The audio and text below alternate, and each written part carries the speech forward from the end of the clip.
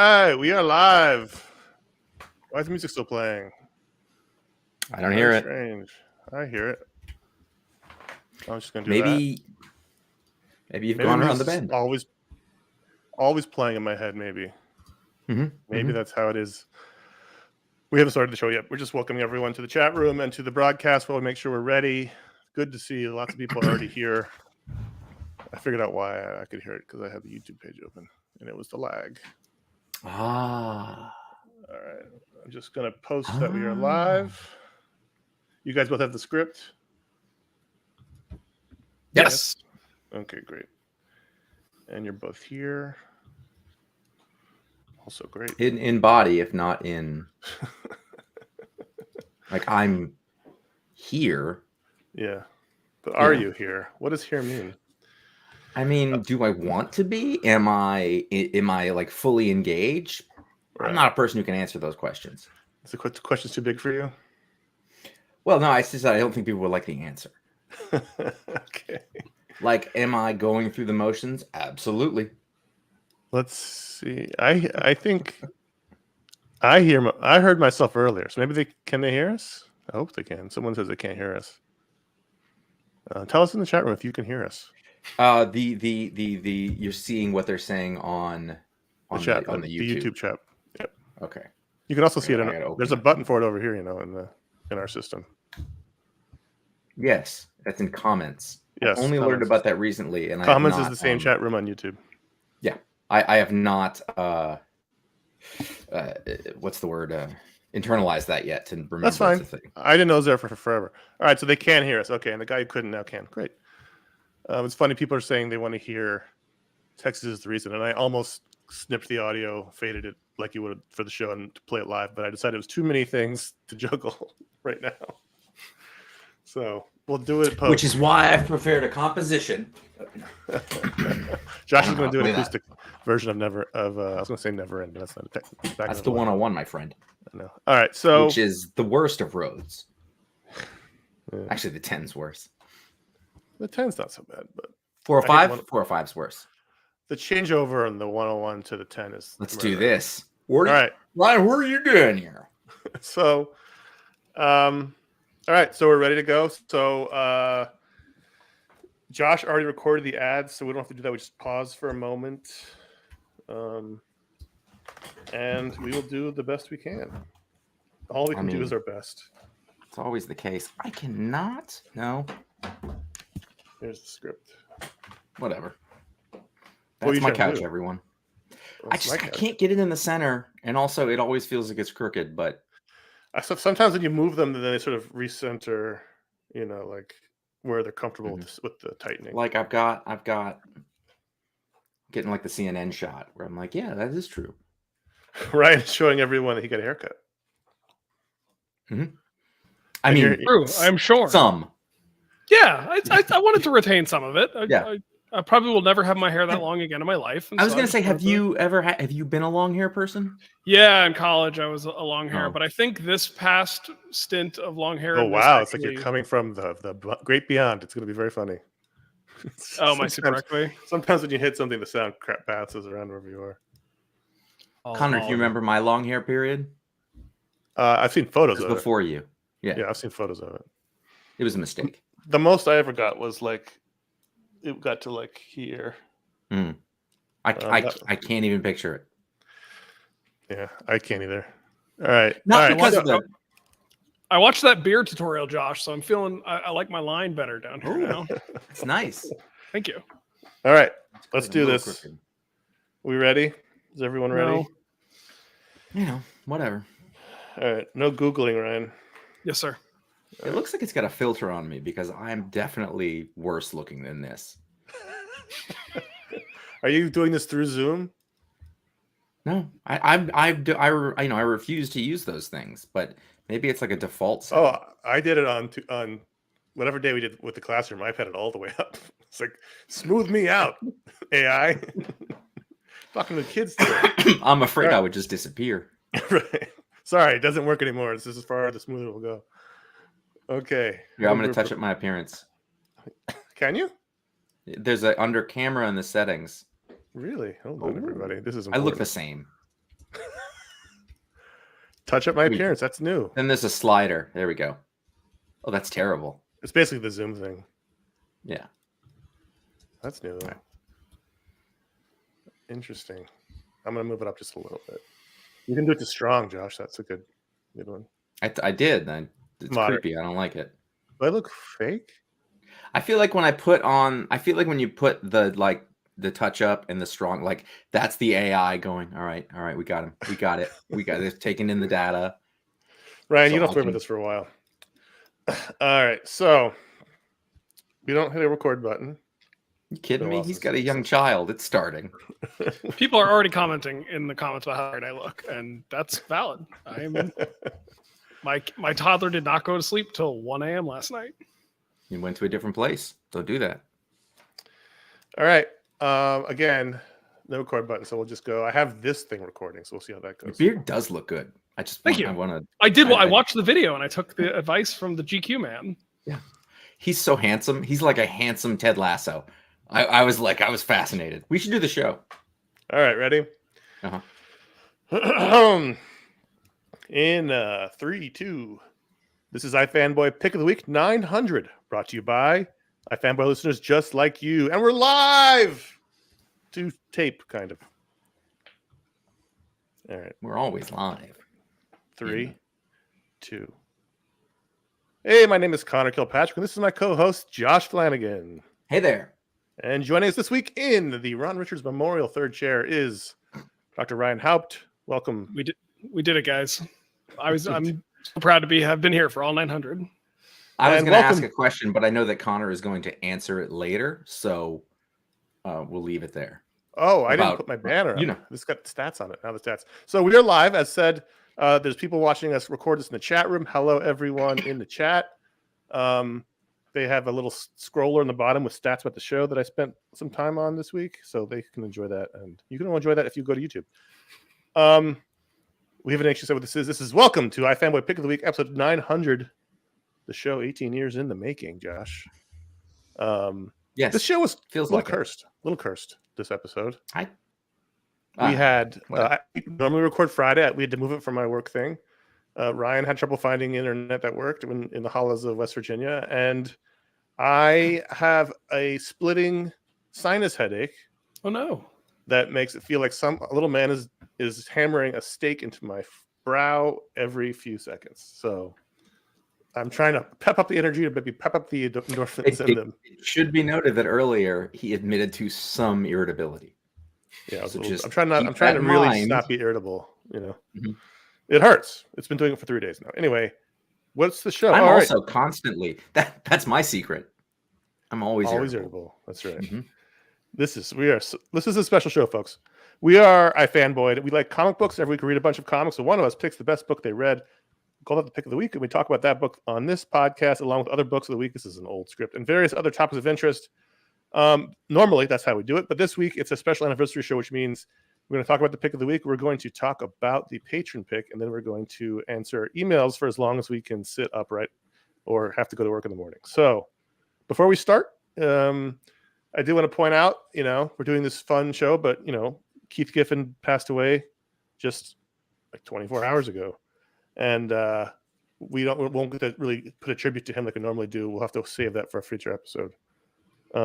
And also, the world is sort of on fire and terrible. And so there's people who are hurting and in pain, but we're going to have fun because it's okay to have fun even when things are terrible. Connor does have to tell you about those terrible things prior to that. Well, it's important that we acknowledge what's going on. So here's your spoiler warning.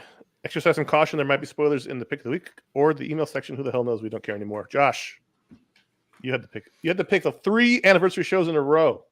Yeah, apparently that's my thing. And before we get started, let's acknowledge this 900th episode and really take this time to put a spotlight on selective breeding and eugenics. I just want to make sure that I get this out before we get going. Oh no! And Josh made it 900 episodes before really just I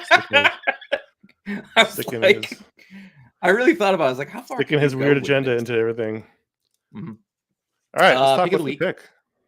Pick of the week is Amazing Spider-Man number 929. Wouldn't it be cool if it was 900 and it was synchronous with the thing? Or 20 we're 20. A couple of those books episode are. issues I think Flash is synced up. Oh, cool. Yeah. So this storyline of it looks like I deleted that, so I'm going to make this up for a second until I fix it. I've kept. Well, it's the final issue of the superior- Norman Osborn Sins of Norman Osborn storyline. Yeah. And so there's the thing that happened here that I noticed as I was reading it is it hit so many markers for me in sort of bringing in the landing, but also sort of keeping it afloat a little bit. And there's a very specific moment where so basically we have evil Spider-Man. He has been imbued with he has internalized Norman Osborn's sins, which Norman was cleansed of, and he's an asshole. And he just like his thing is like, it just feels so good to be so bad. And Norman has to go warn Mary Jane and her pretend husband, which by the way I thought he was gone. I thought we were done with it. It was just the kids. Right. I was like, what's he still doing around? And I love that he's a schlub. Like he's just some dude. He's just a normal dude. Come on. Yeah. Anyway, so she's got her powers, and they start to square off. And I just thought, this is not okay. I was like, do you remember there was the book? You know what I'm going to say, don't you? There was the Star Wars book, where Chewbacca died, and you just went, I'm not doing this. That's when I stopped reading Star Wars books. Yeah. Right, and at the same time, we go way back to the Masters of Terraskazi, in which you could pit. It was a fighting game in which you could pit different people against each other. And our friend Jared refused to play because it was a world in which Chewbacca and Han Solo could fight, and he wouldn't have it. And I can respect that. Yeah. And that's what I thought here. And it doesn't quite happen. Like they skirt the edge of that because I was like, I don't want. Like you do not want to see him hit her. Yeah, no way absolutely not. Yeah. You can't have that panel exist. I mean, it's dumb enough. She's got the powers, but let's just move on from that. You know what? I also just realized for the first time as I was reading this that her name is Jackpot, and I went, "Oh, yeah." She finally faced Tiger. If he had hit her, he could have said, "Now I've hit the coins would have come out of her mouth." Now Tiger. And would she'd have to grab those coins. And if she didn't grab the coins before she got hit again, then she'd be out for that level. Exactly. Yeah. No, he would hit the jackpot. And just before that happens, a bunch of stuff happens, and he's cleansed of sin. Basically that's where we get to. And I found that to be incredibly relieving that I didn't have to read this for 6 months. Yeah, this was a fine couple of issues to do that, but I don't want. And then the sort of the next part that got me is that Peter is sort of recovering a couple of days later, and he's like, there's only one thing I found for a guilty conscience, and it's just a wonderful splash page of him swinging and pulling his mask on. And I went, oh man, that's how a splash page is supposed to feel. And I really don't feel like 2 weeks in a row for you with these splash pages. I just thought, wow, that was just textbook splash page. The composition was great. The speed lines, the perspective around the buildings behind him. I really love that. He's pulling it over his face. We spend so much time like half seeing superheroes' faces, especially since the movies. And I was like, this is one that makes sense. This was when it reminds me of when that was special. Like you never saw him with his mask sort of halfway off like that, unless it was just like a cool moment. And then finally, as we come into the last couple of pages, you see Norman. And like this whole time you're thinking, oh God, he's gonna go back. And I've been saying all along, is like, we know he's gonna get them back, and it's gone on long enough, and he's been good enough that I am starting to feel like, man, I kind of don't want him to go back. I like this figure that he's become, but this is drama. Yeah, you must pull it out, and then the way that it was captured on that final page. It's a sideways shot of his face. You just see his nose and mouth close in, and you just see this tiny little with the evil smile. And then the second to 2 panels after that, where the drawing is he covers his mouth and he's shocked in his eyes. We back up, we see he's holding his 2 hands over his face. He doesn't want it to happen. We know it's not going to happen. We close it with a classic "the end?" ? I mean, it was a really well done, melodramatic, textbook kind of superhero story where all the things that happen in it were things that you don't want to happen. But that's how it works. and I just a lot went down, and it wrapped up really quickly. It didn't exist for too long. All the things that I don't typically like very much, this Red Goblin lady or whatever, like it was all fine. And they foreshadowed sort of Norman's fall, which I mean, we all I think knew was inevitable. Sure. But there's a great moment with him and Mary Jane where he just kind of despondently says, "I enjoyed getting to know you, Mary Jane," and that's the moment when I personally realized, like, oh, he's not coming back from this. Like something's going to happen. He's going to revert inevitably, as he always would do. But I agreed with you, Josh. Like the pathos they brought to the character actually brought me to a point where I'm like, yeah, I kind of don't want him to revert right away, but I understand why. It's just, and that's, I think there's you want to believe that something can go from bad to good. You want to believe in redemption. You know, and in comic books, you know, it's about that. It's about the wish fulfillment and then pulling it away.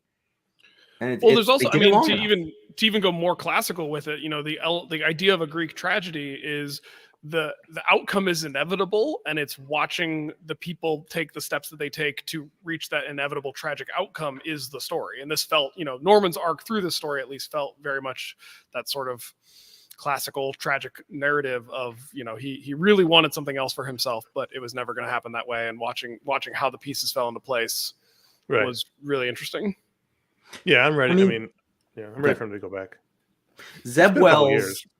Yeah, Zeb Wells is like has constructed this very long sort of story with the you know stuff that happened at the beginning is still having reverberations. The story. Wait a minute. Did he do the? He didn't do the Sin Eater arc. Was that Nick Spencer? Yes. I Yes. don't know. I think it was Either Spencer's way, last arc. I think it was Spencer's last arc. Right. Wasn't he building I don't think Zeb set that up, but I think Zeb started with the time jump.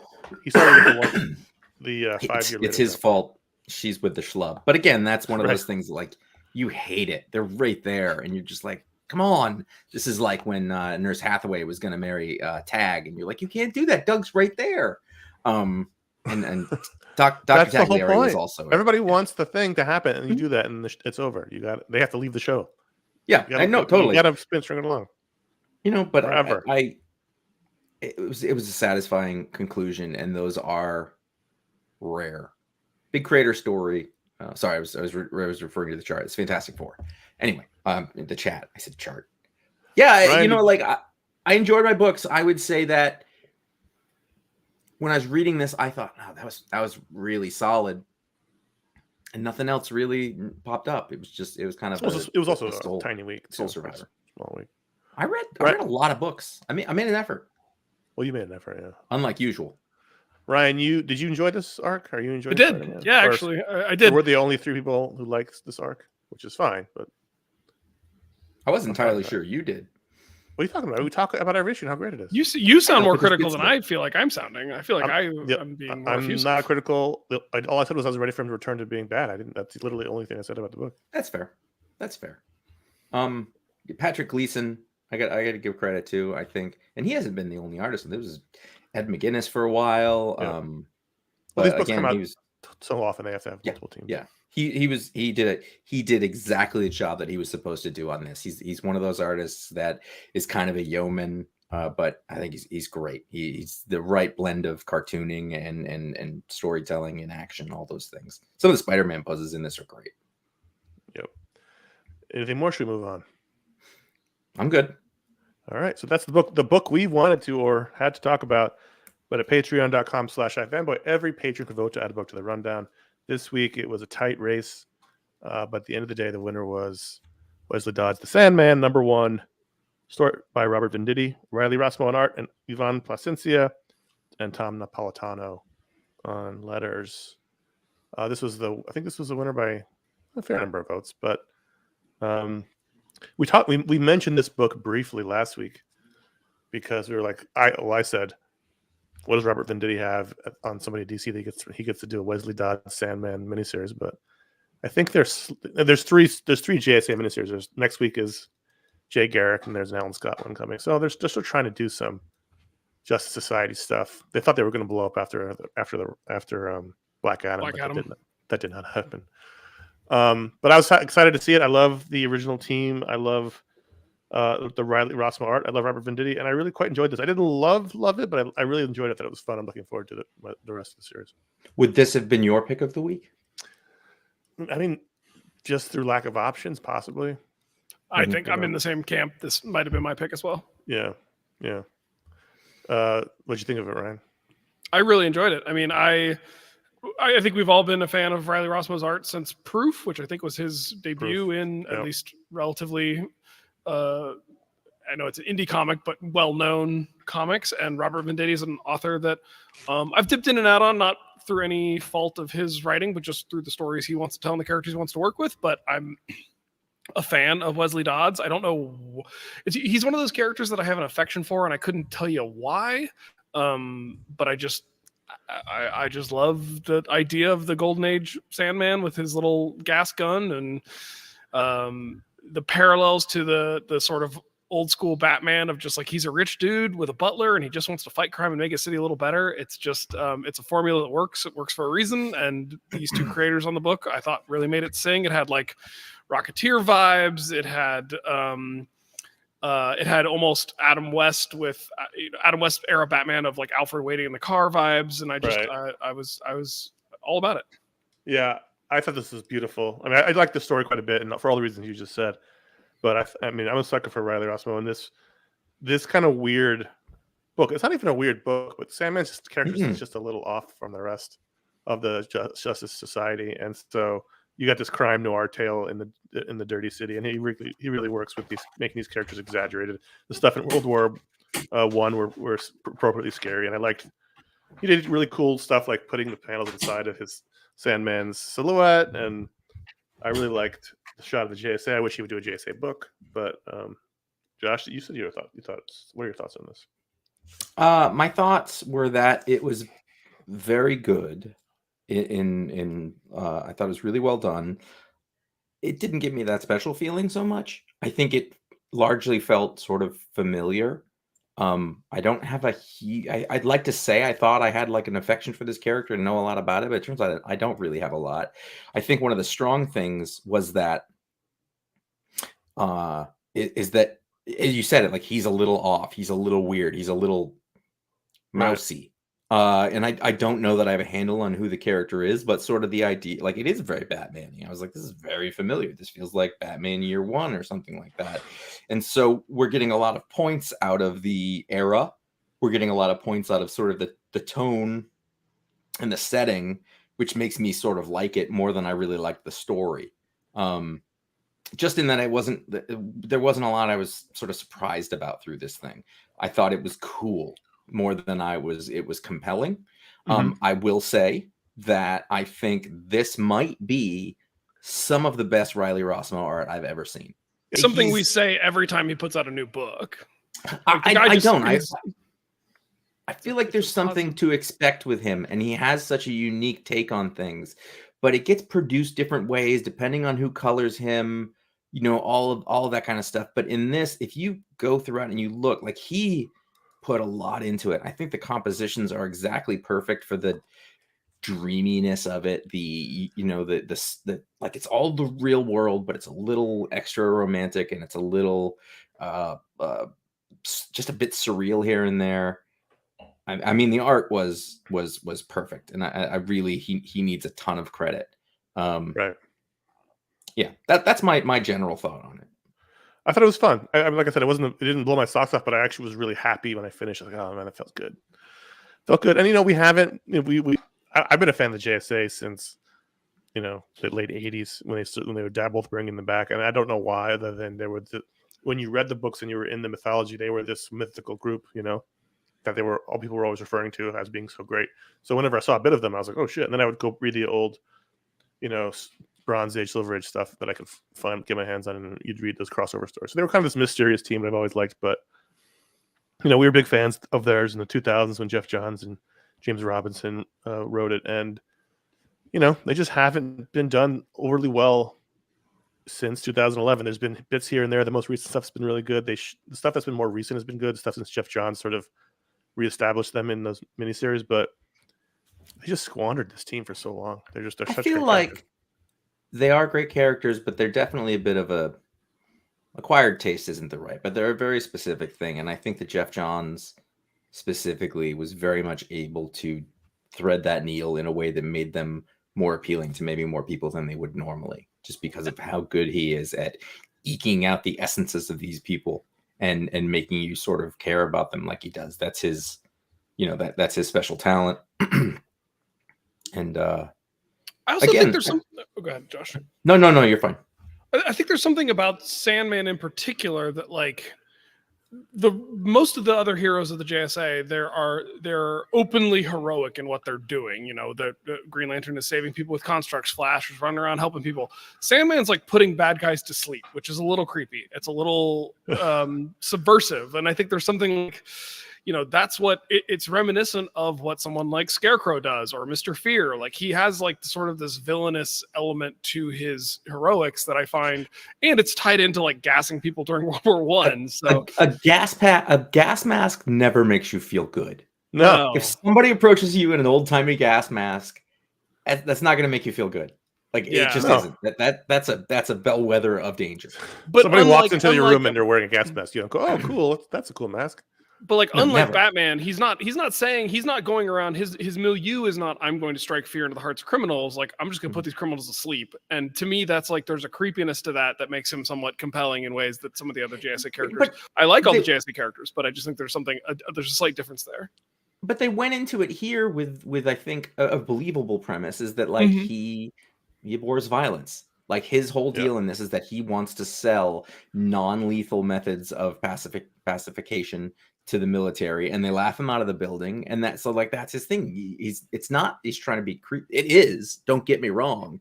There's an element of, because it's always going to be like sleep. Like, there's no way around it. I've been thinking that for the last 5 minutes. But he's a good dude. I have to say, that cover is exemplary.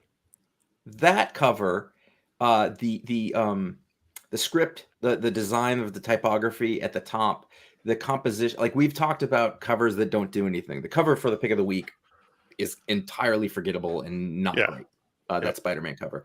This cover, I started by looking at it just now, and I see the two figures on the ground sort of gasping, the way that they are positioned between his legs and outside of it. They're the only pop of color that's going on in the background at all, so you can't help but look at them. The way that the gas sort of curls around him holding the gun up over his own logo. The wrong the script of the name above the logo, it's all really lovely, and the colors through the whole thing are great. I got that's 5 out of 5 for that cover.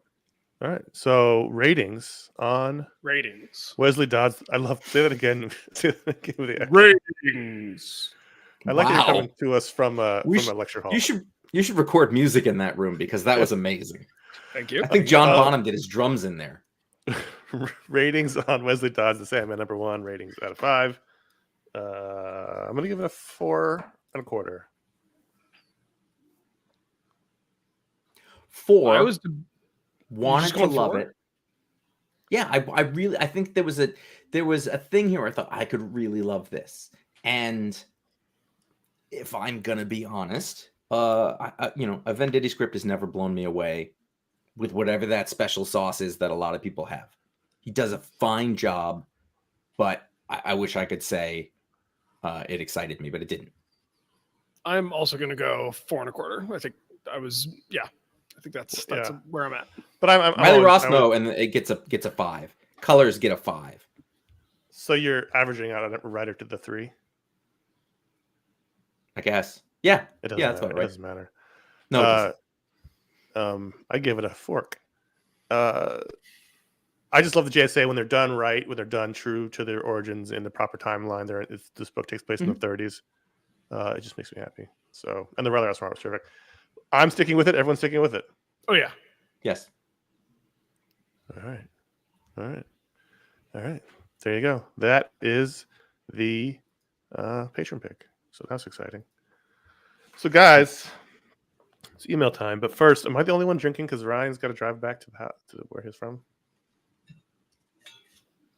I mean, what is that? What are you showing me? It's a growler.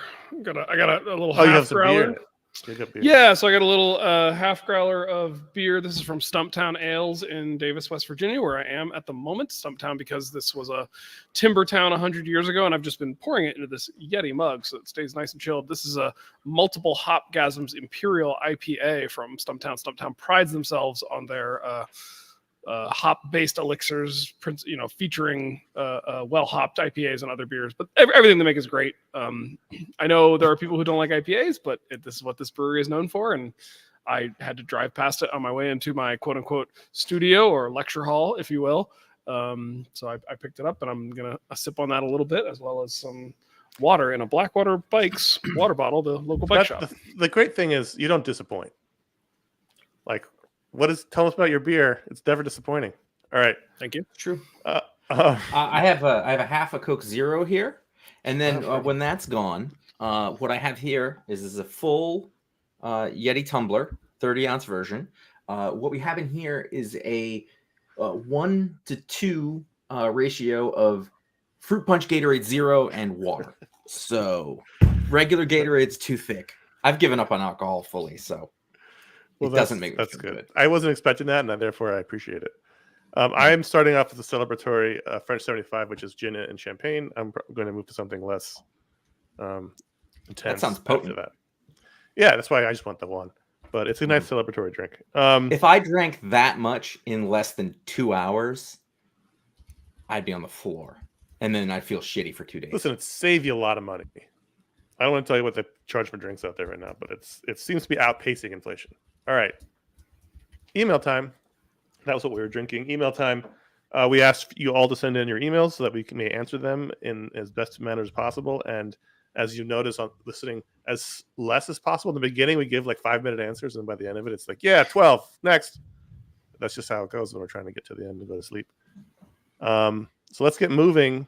I also wanted to mention, as always happens, you guys all attach real nice messages and platitudes in either the top or the bottom of your email. And thank you. All of them are read, but we're not going to read them on the show just to save some time. I don't see those, by the way. So if you have nice things to say to me, you can send those to me directly. Right. You have access to the email? I think I do, but I don't check. Go nuts. What? I don't remember anything nice about you, though. Yeah, that's maybe why I don't check. I mean, you know what you want to do is you want to go into it and search the other guy. And you'll see any comments. I missed that other guy. All right. Jason R. from Colorado Springs, Colorado. What do each of you consider to be the most influential comic, ongoing miniseries, OG and single issue, etc., published since 1990? Maybe a Bendis book like Ultimate Spider-Man, Miller's Civil War, Ultimates, Death of Superman, etc. Just to be clear, I'm not asking for which comic influenced the comic industry the most. I'm sorry. I'm asking which comic influenced the comic industry the most, and not which one is your favorite. Because he doesn't want me to say Preacher. Right. I appreciate that he put some examples in there to sort of prime the pump, as it were. Mm-hmm. Which one? I would say that Civil War doesn't count. Poker, no. 1990 is a long period. That covers 2 eras of comics, 2 different eras.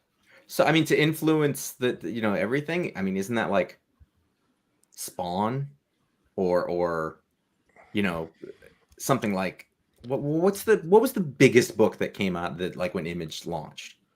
Of all the books, I think it was either Spawn or probably Wildcats. Just from the I think you asking that question just gave me my answer, Josh. But it's tough. It's tough. I just think it's just too long of an era. I think it's The Walking Dead. I agree with you. Thank you. I'm not saying that's the answer, but it's a very valid and cogent answer. Yeah, I mean, we could probably name 10 books. The problem is which one's the most, and that's hard to say. I wouldn't say that had.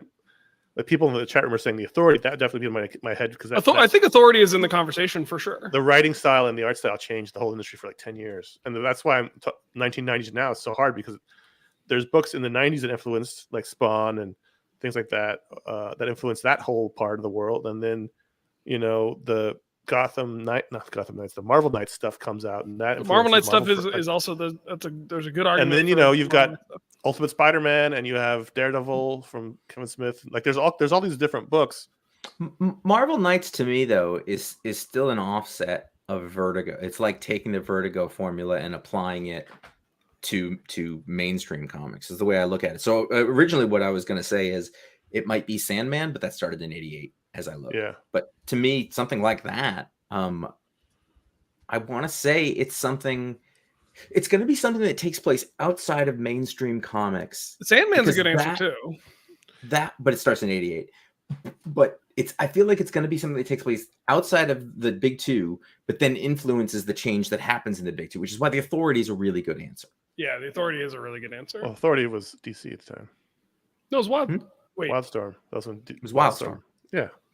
It wasn't DC then. Post DC Wildstorm? Yeah, because that's when Alan Moore had left because remember they sold to DC. Yeah, but they were still sort of running as their own thing. It wasn't like it was pulled. Like you're right, but it's. Well, it's like saying Vertigo's not DC. It's DC. Technically, but when I'm saying Marvel or DC, I'm talking about the main lines of superhero comics. Those were imprints, offshoots. Not, I mean, like they were related in name, but they didn't have any editorial. And I think, okay, so there's also another, one of the suggestions from Jason was Ultimate Spider-Man, like of the comics that were listed in their short list and the ones we've talked about, that's the only one that led to an Oscar-winning character in a feature film produced by a major studio, Miles Morales. Like that, that's pretty influential. Yeah, but he's talking about influencing the comics industry, not just the world. Yeah, I agree with that. And I don't know that it did influence the comic series, other than it got Bendis a lot more. So which comic influenced the comic book industry? And I fair enough. That's it. Okay, good clarification. Let's just all pick one because we could do this for another half. I'm going with you're going with The Walking Dead. Well, no, you're right in pointing out that the influence comic book industry. When you mention The Walking Dead, I'm talking about a half a dozen TV shows. So that I still think The Walking Dead's a decent answer because of the Kirk manifesto that we all. Oh, and for sure. And the seismic shift in how a creator could make their living in a purely professional standpoint. I like, you could say it was Kirkman. You could say, like, I think if you were going to talk about like creators who changed things, you're down to Robert Kirkman and Mark Miller, more so Kirkman. But all right, pick one. I'm going to go The Authority. I agree with that, and I'm gonna. Yeah, that's. By the way, the thing where I said big two, that was just me talking, so it doesn't really matter. It's not. The Authority. I think that book changed everything. The Authority or Ultimate Spider-Man. I think I waver between the two of those. I'm happy with any of those three answers, honestly. I don't think Ultimate Spider-Man. All right, that's fair enough for reasons I stated. But Josh, number 2. Morgan B. Really? Should I watch Picard if I'm familiar with the Next Generation, have seen episodes over the years, and generally know the characters, but I'm not a super fan and not watch most of the Next Generation? He wrote TNG, and I at least knew enough to know what that was. I was impressed. I listened to the pod in 2. This is the second question. I listened to the podcast at 1.2 speed. In the unlikely case that I met you guys in real life, would your voices sound weird to me? I talk pretty fast and a lot. Yeah, I don't know how they listen to 1.2 speed. It's like it would just turn into like a. I can't do that, and not because I can't handle it, but because I know it's not their voice, and like the fidelity of hearing somebody's voice at the. I mean, this is like some artistic dumbass shit, but like there's a reason that people talk at the speed and the way they do, and by changing it, you're taking away some of their intent, and I don't like that. I don't think there's anything podcasters hate more than hearing that people are listening at max speed. Ryan, you're a scientist. Picard, sure. I mean, yeah, you can watch it. Will you find it as emotionally impactful having not watched it all? Yeah, but it'll probably still enjoy it. It's fine. It's a good fun sci-fi show regardless. If you know what's going, all the characters that pop up doesn't really matter. But the Easter eggs and stuff and the reveals, and I'm sure there's all those things. Also, just the emotional gut punch of the third season won't get to you as much because you haven't seen them all. But that's fine. And then 1.2, Ryan, is there any scientific basis for him sounding weird to him? I listen to my podcast at 1.25, and when I crank it back down to 1, if I'm listening like with somebody else, everyone on the show sounds drunk. So I guess if you're listening to episode 800 of iFanboy, I recommend cranking me up to 2 or 3 times the speed, but everyone else you can leave normal. And then that'd be a good algorithm. Like, hey Ryan, what do you think? Well, the thing I'm gonna say about this, I think this yeah, that's true. And then I'm a guy who likes the concept of Star Trek more than I've ever liked any Star Trek thing I've watched. So I can't really speak to the Star Trek question. but It's fine. But is it, how weird would we sound at 1.2 speed? Since you listen at that speed, how different is it?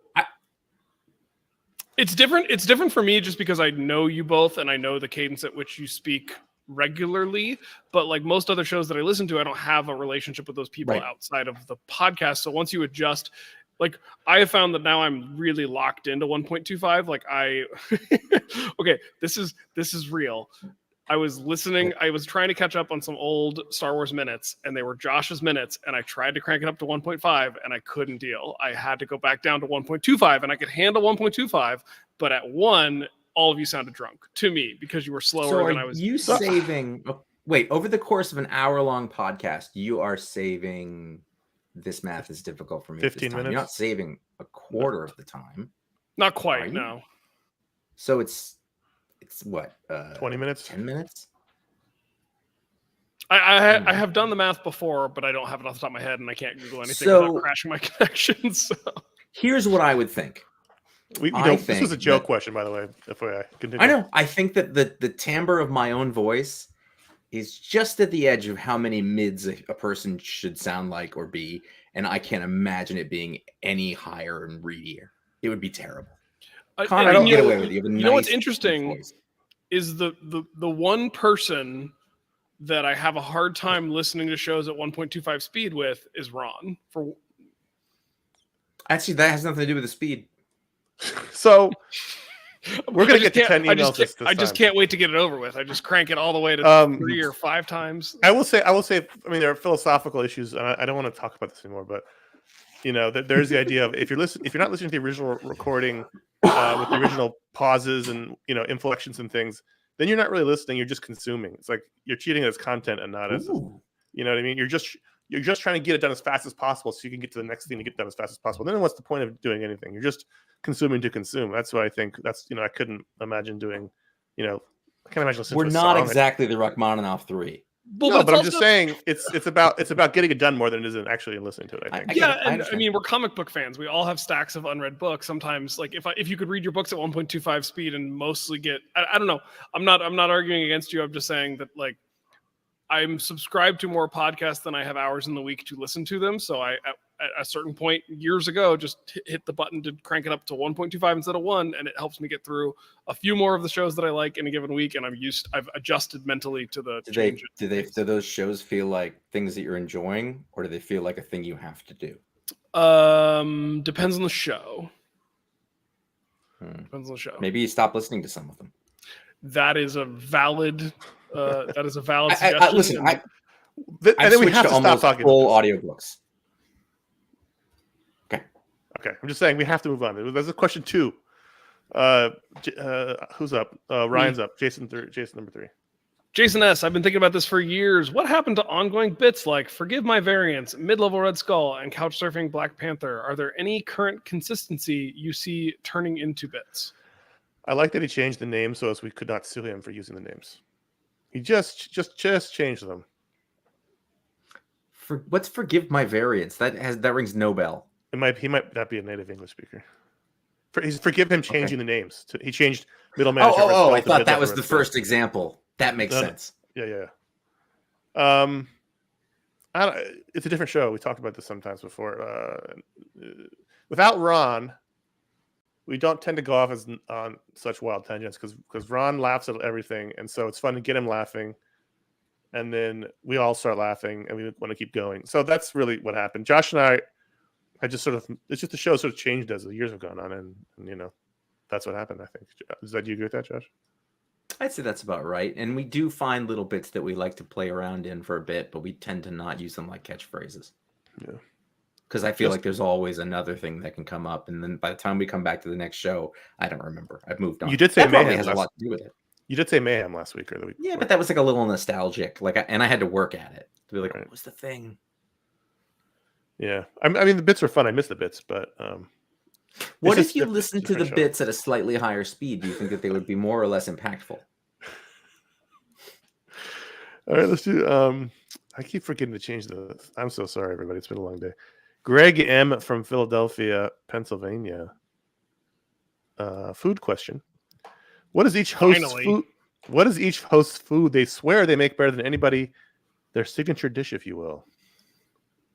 Ryan, we don't have time for. Oh, I have a one dish answer. I'm ready for Go this for one. it. Easy, shrimp and grits.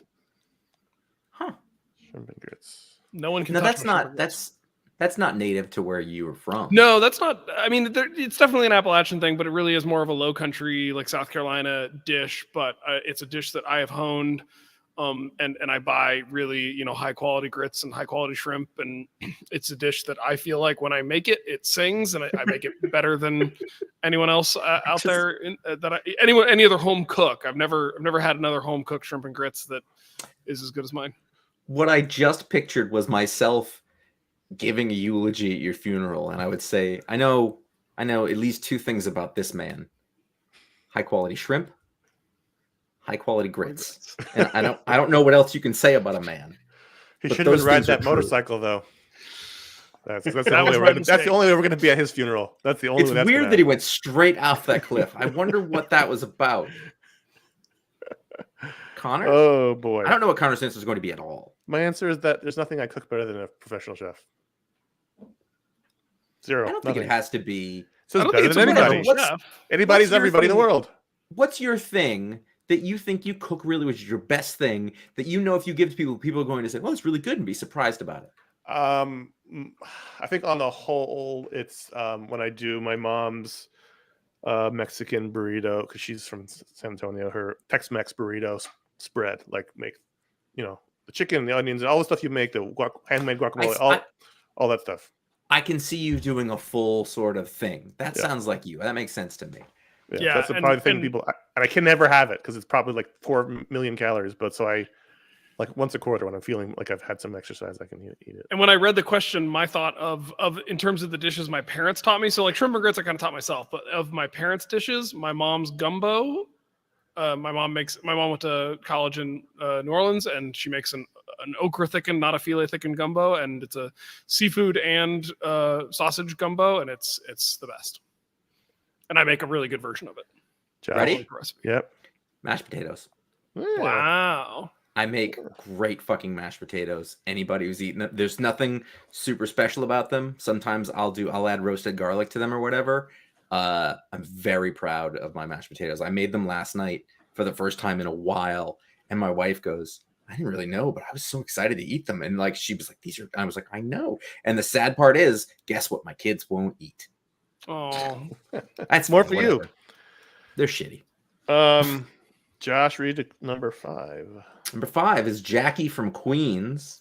Jackie's been around a long time. 1, what are your top 5 lightsaber battles? Could you name 5? No, I cannot. yeah, that's a big number. I can stretch to 4. Okay, go ahead. Yeah. The best one is Luke and Vader and Jedi. Okay. The second best one is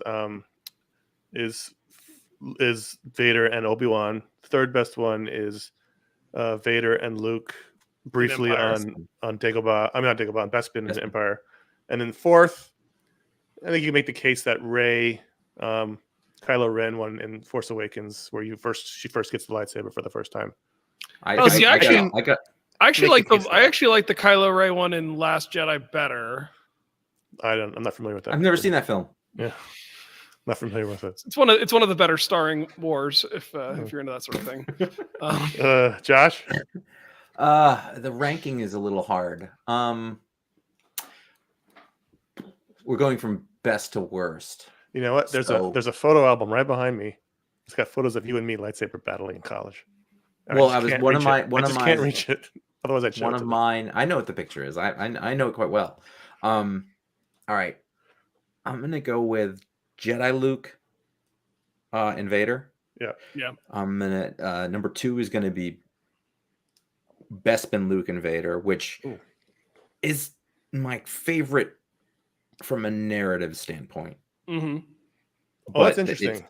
It's hard I find to that the Jedi one with the building of emotion to where he breaks and tries to kill his father, and then like that's like to me the. I agree with that, but the outcome and what happens is unexpected because Luke is beaten. He is outmatched. He is.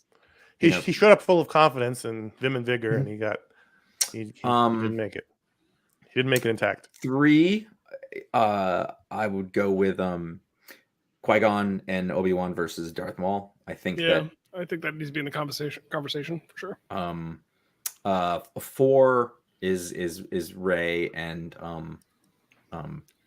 the boyfriend from Girls. Kylo Ren. I had to dig deep for it too. I was like, Rey and Ben Solo, and then 5, and this is a long shot, but it's literally the only thing I remember about episodes 2 and 3 is Yoda bouncing around the Republic Senate. Was that with Dooku? Which a lot of times you get a thing that like you've wanted to see forever, and many of the Star Wars things, it turns out that wasn't great. But I thought, well, that's awful fun because the way that they conceived it and executed on it was awesome. Like he's little and he's bouncing around, and I was like, that's great. It's dumb. Yeah, I mean, in the moment I enjoyed it because it was so like not unexpected, but you know, I don't know if it jibes with the Yoda we see just a few years later who can't move at all, but that's fine. It doesn't matter. None of it makes sense.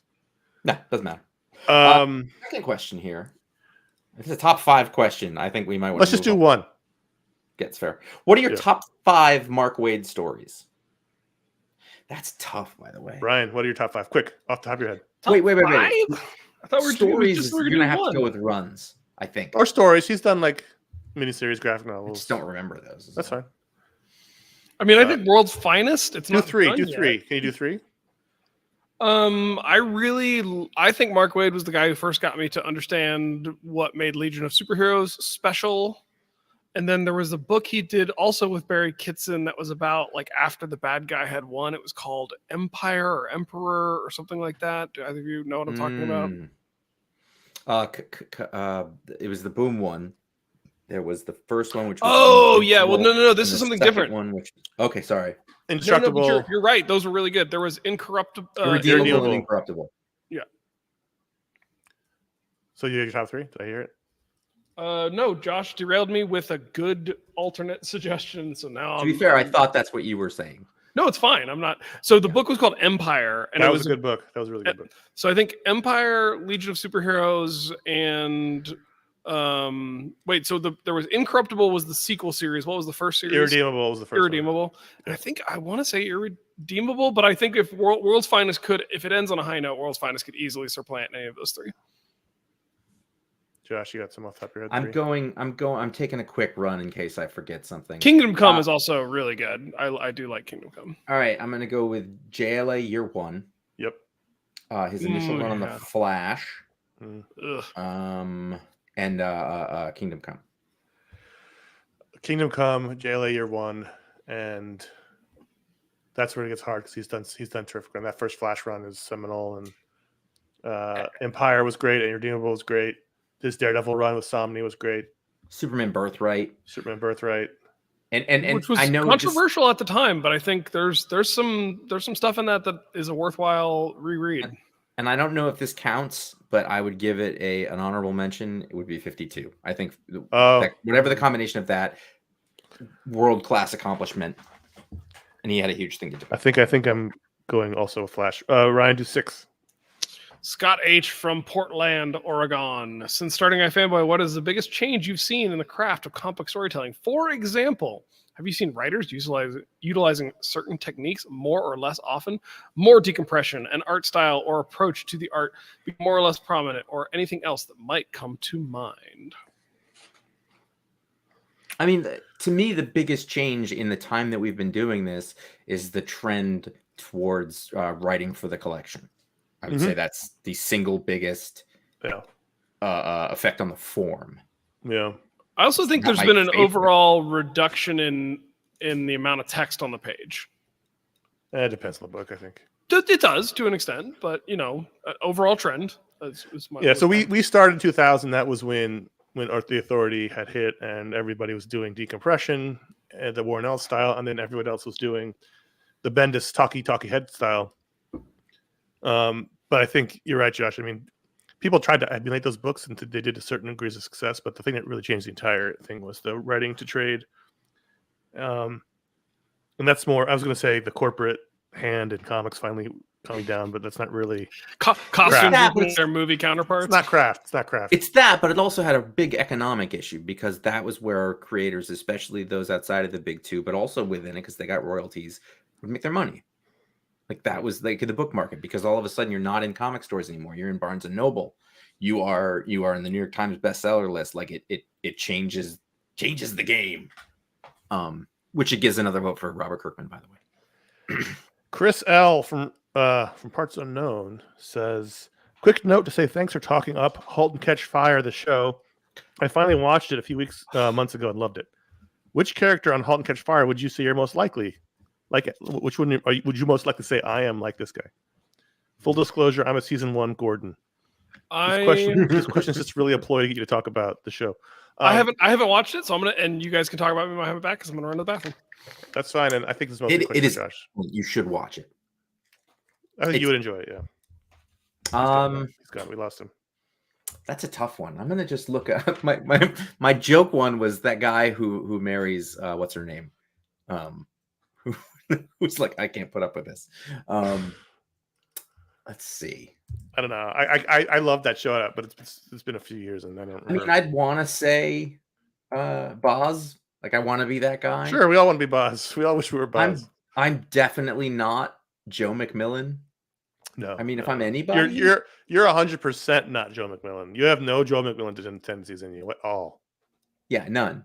I mean, the closest I could say of the main characters is probably Gordon, but I'm not a genius. Yeah. I don't know. I wouldn't necessarily. I mean, I didn't watch those shows. I am any of those people. No, we map better to the West Wing than we do to this. Yes, I agree with you. I guess we'll move on with Ryan. That's fine. He could have had to go 3 or 4 miles to the outhouse for all we know. He's probably avoiding gunfire. right. Because it's nighttime and it's gun time. Just both just rampant feuding, and then of course who can forget the threat of critters and varmints. We'll just move on to Michael L. Oh, here he is. Here's Ryan. He just sat back down. He survived the varmints. You survived. We're happy. Michael L. from Maryland writes and says, on an episode earlier this year, Josh said he prefers Superman the Animated Series from the 90s over Batman the Animated Series from the 90s. Why? It certainly goes against the consensus, Josh. It's light and hopeful and beautiful, and I believe that Batman was really well done. But if we we take the line from 1986 forward, everything was about being dark and gothic and brooding, and it just didn't speak to me as much in the same way. I found the Superman series to be joyous.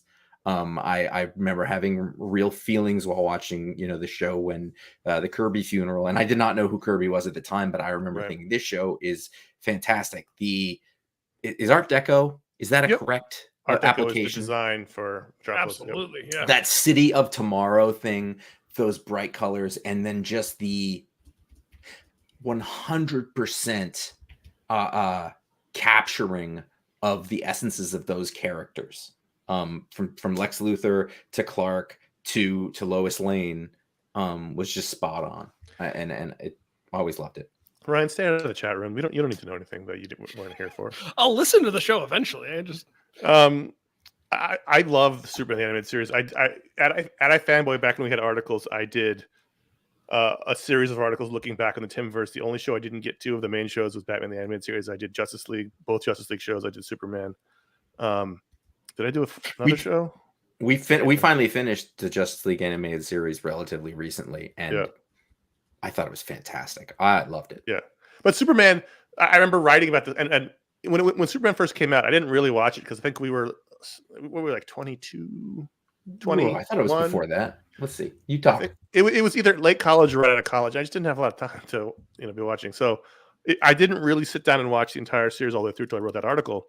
And I just literally sat down and watched it all over the course of the weekend. When was 1996? 96 was Superman? No, 96. Wow, interesting. First episodes, September 6th, 1996. Batman the Animated Series started in 1992. Right. Anyway, It's I thought it was a really well made show. There's some really sneaky adult themes in the show that you wouldn't expect as a whole capital punishment episode. That's an managed to amazing somehow episode. pull I off. love that episode. There's a Justice Society one. They couldn't be the Justice Society because of fucking Mike Carlin, and he thought it would denigrate the Justice Society. Turns out one of its most emotional episodes. Like, it's a terrific show. Tim Daly.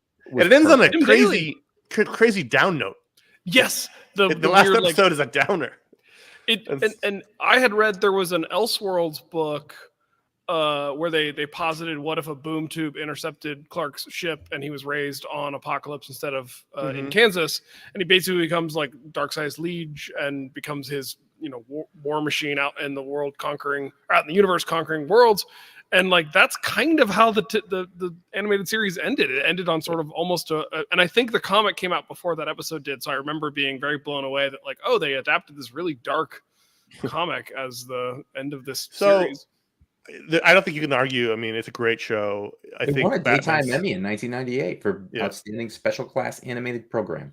Batman, I think, is a seminal favorite. It's such a groundbreaker. I still think it's so gorgeous the way it looks, the way they painted on black cells, and I don't even really want to choose. I don't. They're both ain't nothing wrong with Batman in the animated series. Right. It's really just it's a taste thing. Yeah, with me. Yeah, Ryan, do 9. Craig R. from Cincinnati, Ohio, a city I used to live in and will be in next weekend. In the years leading up to 2020, I had been working on collecting the original trade paperbacks of Vertigo's DMZ, which are no longer in print. This was a fun treasure hunt, finding them at various comic shops and conventions. During the lockdown part of the pandemic, though, I decided to cheer myself up and order the last 2 volumes online from bookshop.org. Get all your books from a place that's not a river in South America. Instead, go to bookshop.org. DMZ, not necessarily what I choose to cheer myself up, but go on. I was excited when they arrived, and what do I see as soon as I open the package? A pull quote from iFanboy on the cover of volume 12. How cool is that? It made me wonder. And I've been thinking about this question ever since the summer of 2020. What other pull quotes from iFanboy ended up in print over the years? And then would you like me to read the pull quote? Yes, I think it's important. Do you want me to go into the big lecture boom voice? Yes, please. It's bold and complicated, and it's the Amazing. perfect ending for a series like this. DMZ, you will be missed. That was awesome. I can't believe that is not a digital effect. I know it sounds so good. That quote is not from us. That's what that's so. Again, back when we were doing iFanboy full time and had a website with people writing all day long. We had a whole section where users could write their own reviews called the user reviews. And what would happen is that PR people from Marvel, DC, and Image, etc., would go to look for quotes about their books, and they would just Google the book name and review, and they would find a quote and take it, not realizing it wasn't an editorial quote. So I think 9 out of 10 quotes on the back of books are not from me or Josh or Ron or Paul who wrote the reviews. It was from the user reviews because they just lazily searched for reviews. That's amazing. I do know if I'm going to go, and that's one of them. If I'm going to go into stories about that, I love that you remember that. I mean, thank God you remember anything. Yes, I mean, that's amazing. Everything you remember is useful because I don't remember any of it. I will say that we never the main thing that we've done. The thing we're most proud of is the podcast and stuff, and no quotes ever come from that. Yeah. They're lazy. You have to. The ones where you see it, they're submitted to PR people by the show, saying here are quotes from the show, and that's how when we did, because we did have a lot of written content. It was always Ron, because Ron writes like that, and I don't. Like mine would be these long sentences about nuance and clauses. Like I don't get it. I got one.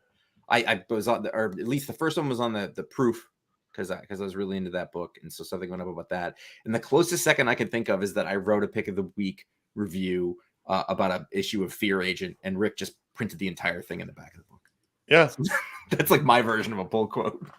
Behind me in the wall that the viewers at home can see is a cover for Criminal. I think it's number 10.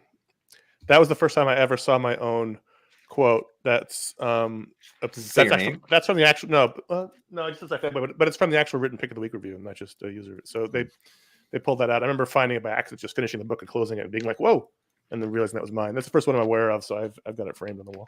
Cool. The first and only one I'm aware of for me, I actually do have one, amazingly. It was a website that I'd done previous to my time with iFanboy. I would. It's a website that no longer exists. It was sort of an experiment of me and my college buddies trying to do our own version. It wasn't just comics, but it was create our own thing, much like you guys did when you were in college. And it was.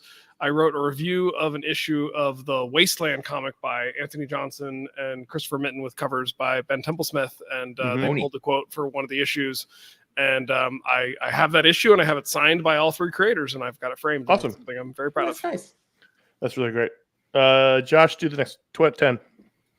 Marcus V from London, England, United Kingdom. That's good, just for clarity, and that way we can get the post there. What's the book you've reread the most?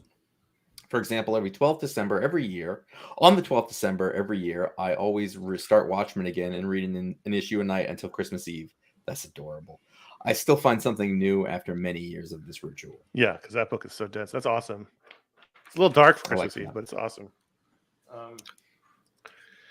Ryan, is there a book you off the top of your head that you've reread the most?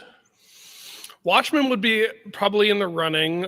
Superman Red Sun might also be in there, but that's only 3 issues, so that's an easy reread. And I'm currently reading the colorized issues of Walking Dead as they come out. So there's an argument to be made that maybe Walking Dead is a book, because I know I've reread the black and white ones at least 2 or 3 times, and now I'm rereading the colorized ones. So it might be Walking Dead. My second time answering Walking Dead this show. Are you watching Walking Dead Paris? I'm not watching any of the Walking Dead stuff. How far did you watch the show?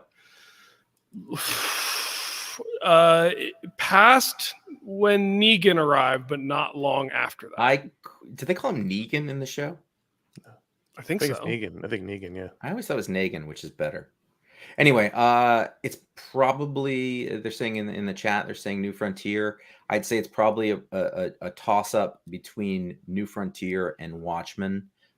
I've read Starman, I want to say 3 times. I've read Preacher 2 to 4 times. I'm not sure. The Preacher one's impressive. That's 9 volumes. Mine is easy because when I was a kid, I had a big box of comics. I just read them over and over and over and over again because I wasn't going to the store every week. And so the one I read, Justice League. What's that? Justice League. No, the one I read the most is easy. It's the Dark Knight Returns. I probably read that 400, 500 times in my life. I've read that a lot. I haven't done it. I would read it every week or so, or as a kid. No. I just pull it out of my box to read it again. So, I did more rereading for a bit. We don't get to reread it doing the show. We don't really get to read that much. I want to say that after Darwin died, I probably read New Frontier 2 or 3 times at least. Yeah. We just don't have time to reread much now because we're constantly reading news for the show. Let's do Edward A. Because I have a lot of books. Edward A's question is, what is an anti-hero in today's comics media landscape? I ask because nearly every single character gets described as one these days. Batman's one, Punisher's one, Daredevil's one, Moon Knight's one, Peacemaker's one, and so on. What does it mean? I feel like that designation, if it had any true meaning, was for a character that undertook their actions without regard to whether they were classically good or bad, as long as the ultimate result was that someone who was worse off than them was taken off the board. Now it just feels like it's a term applied for a character self-consciously, as in, I don't want to sound like a dork talking about this character, so I'll throw out a term that makes it sound like more badass. It certainly feels that way when actors use that term to describe playing comic characters. So what does the term anti-hero mean to you, and what characters do you think accurately describe it? And I don't. So I've just pulled up the definition, and I haven't read it, and I'm not going to say it until we're done. But I would like to hear your interpretations of that. Well, I mean, his is correct. That's how it's used in media. Anti-hero is someone who will, kill to save the day, or do dark things, or things that are not morally gray but just morally in the black too. That's kind of it's Wolverine. It's he was the sort of a prototypical anti-hero because he would kill people with his claws. I don't think Batman's ever been described as an anti-hero. No, not at all. So someone who does the right thing the wrong way. Yeah. Okay. Yeah. That's basically how it's used in comics and movies and TV. Now, the way that I think of it, although saying that sounds right to me, like the Punisher. And the right or wrong way in the code of comics, right? if we went outside Right. right now and beat up someone who, Or- or just that's conventional wrong, but Batman morality. does it. It's different. Yeah. Conventional morality. See, I tend to think of it as when the protagonist or the quote hero of the story isn't a good guy. So my example in my head is Tony Soprano, but now I don't think that's right. Yeah, because he's not a hero. He's He's No, he's a bad guy. protagonist. He's a protagonist. Protagonist Yeah. can be bad. Yes, absolutely. Yeah, so I think that Connor, I think you've got it right. Ryan, But also, you weigh in? I just think I think he sounds like someone who saw an actor who doesn't know what he's talking about because he's just paid to read the script, and I don't care whether he likes it or knows anything about the character. Called Batman an anti-hero or something, and it made him mad. I get it, but like, who cares what an actor says about it? Okay. Like, Well, So it's the part, I think the part of the question that I'm not totally sure how to frame an answer for is in today's comics media landscape, because like they're Punishers from the 70s, Rorschach's from the 80s, Peacemakers from the 60s or 70s. Like I don't know if there are new characters or characters who are being reframed or re-examined in an anti-hero capacity relative to the ones that already exist in a more obvious way. So the Oxford Dictionary defines an anti-hero as a central character in a story, movie, or drama who lacks conventional heroic attributes. so that's a more wide definition, which would It include is. Tony Soprano and people like that, Wait, read it. Wait, okay. or Vic Mackey. That would A, include those a- characters. a central character in a story, movie, or drama who lacks conventional heroic See, I think the central character part is conflating hero with protagonist, and I think Oxford we all know Dictionary. from Neil Stephenson's show Snow Crash. Yeah, that When he just because your raises name his is hero voice, he sounds protagonist. like he's coming from the afterlife. right. That's what I'm saying. He's coming to us from the great beyond. Hear me now. It puts more weight to his words, honestly. So I was like, what? Grandpa? I feel like I'm sinning. All right. Eat Grandpa, your gun. read 12. Am I grandpa? You're coming from the afterlife. To give me wisdom. Marco S asks, my question is based off of all the food talk about the illustration of pizza eating in Nightwing. Which comic book artist best draws the art of eating? I have no idea. I do not have an answer for that. I know that we had various examples of names that I can't remember. There's a good run of people who couldn't draw food. Yeah, it's much more about who can't do it. Well, it's like so many things with comics. When it works well, you don't notice it because it's just part of the story. When it fails to work well, then you notice it. I just think that's something I haven't noted. Like, who draws the best clothing? Gary Frank. Who who draws the best splash page? It's Walt Simons or whatever it is. Like, who does the most dynamic panels? Neil Adams. Just Somebody in the comments mentioned Chew. Rob Guillory and Chew is not a bad. he did a good job. I never read Chew and was like, that's not what that food looks like. I feel like the person who's going to draw food the best is going to be like a Mad Magazine type person. You know what I mean? Like I bet the food in Gru is fantastic. Yeah. Would You've got a second question. Yeah. What comic series do you wish had a run of 900? My vote is old school Vertigo Hellblazer. Is that not also Josh's vote? I don't think that's my vote. 900's too many for most things. I like John around, but it ended really well at 300. Now he kind of pops back in, and not, I don't think I kind of like that. It ended. Brian in the chat mentioned Stan Sakai in terms of drawing people eating well, and Usagi Yojimbo does have a lot of really good food. I was thinking of that. Yeah, I literally was when I said Sergio Aragonés or Gru, but I thought of that. Anyway, 900 issues. I think I'll keep it consistent. I'll also say Usagi Yojimbo. That book can go on forever as far as I care.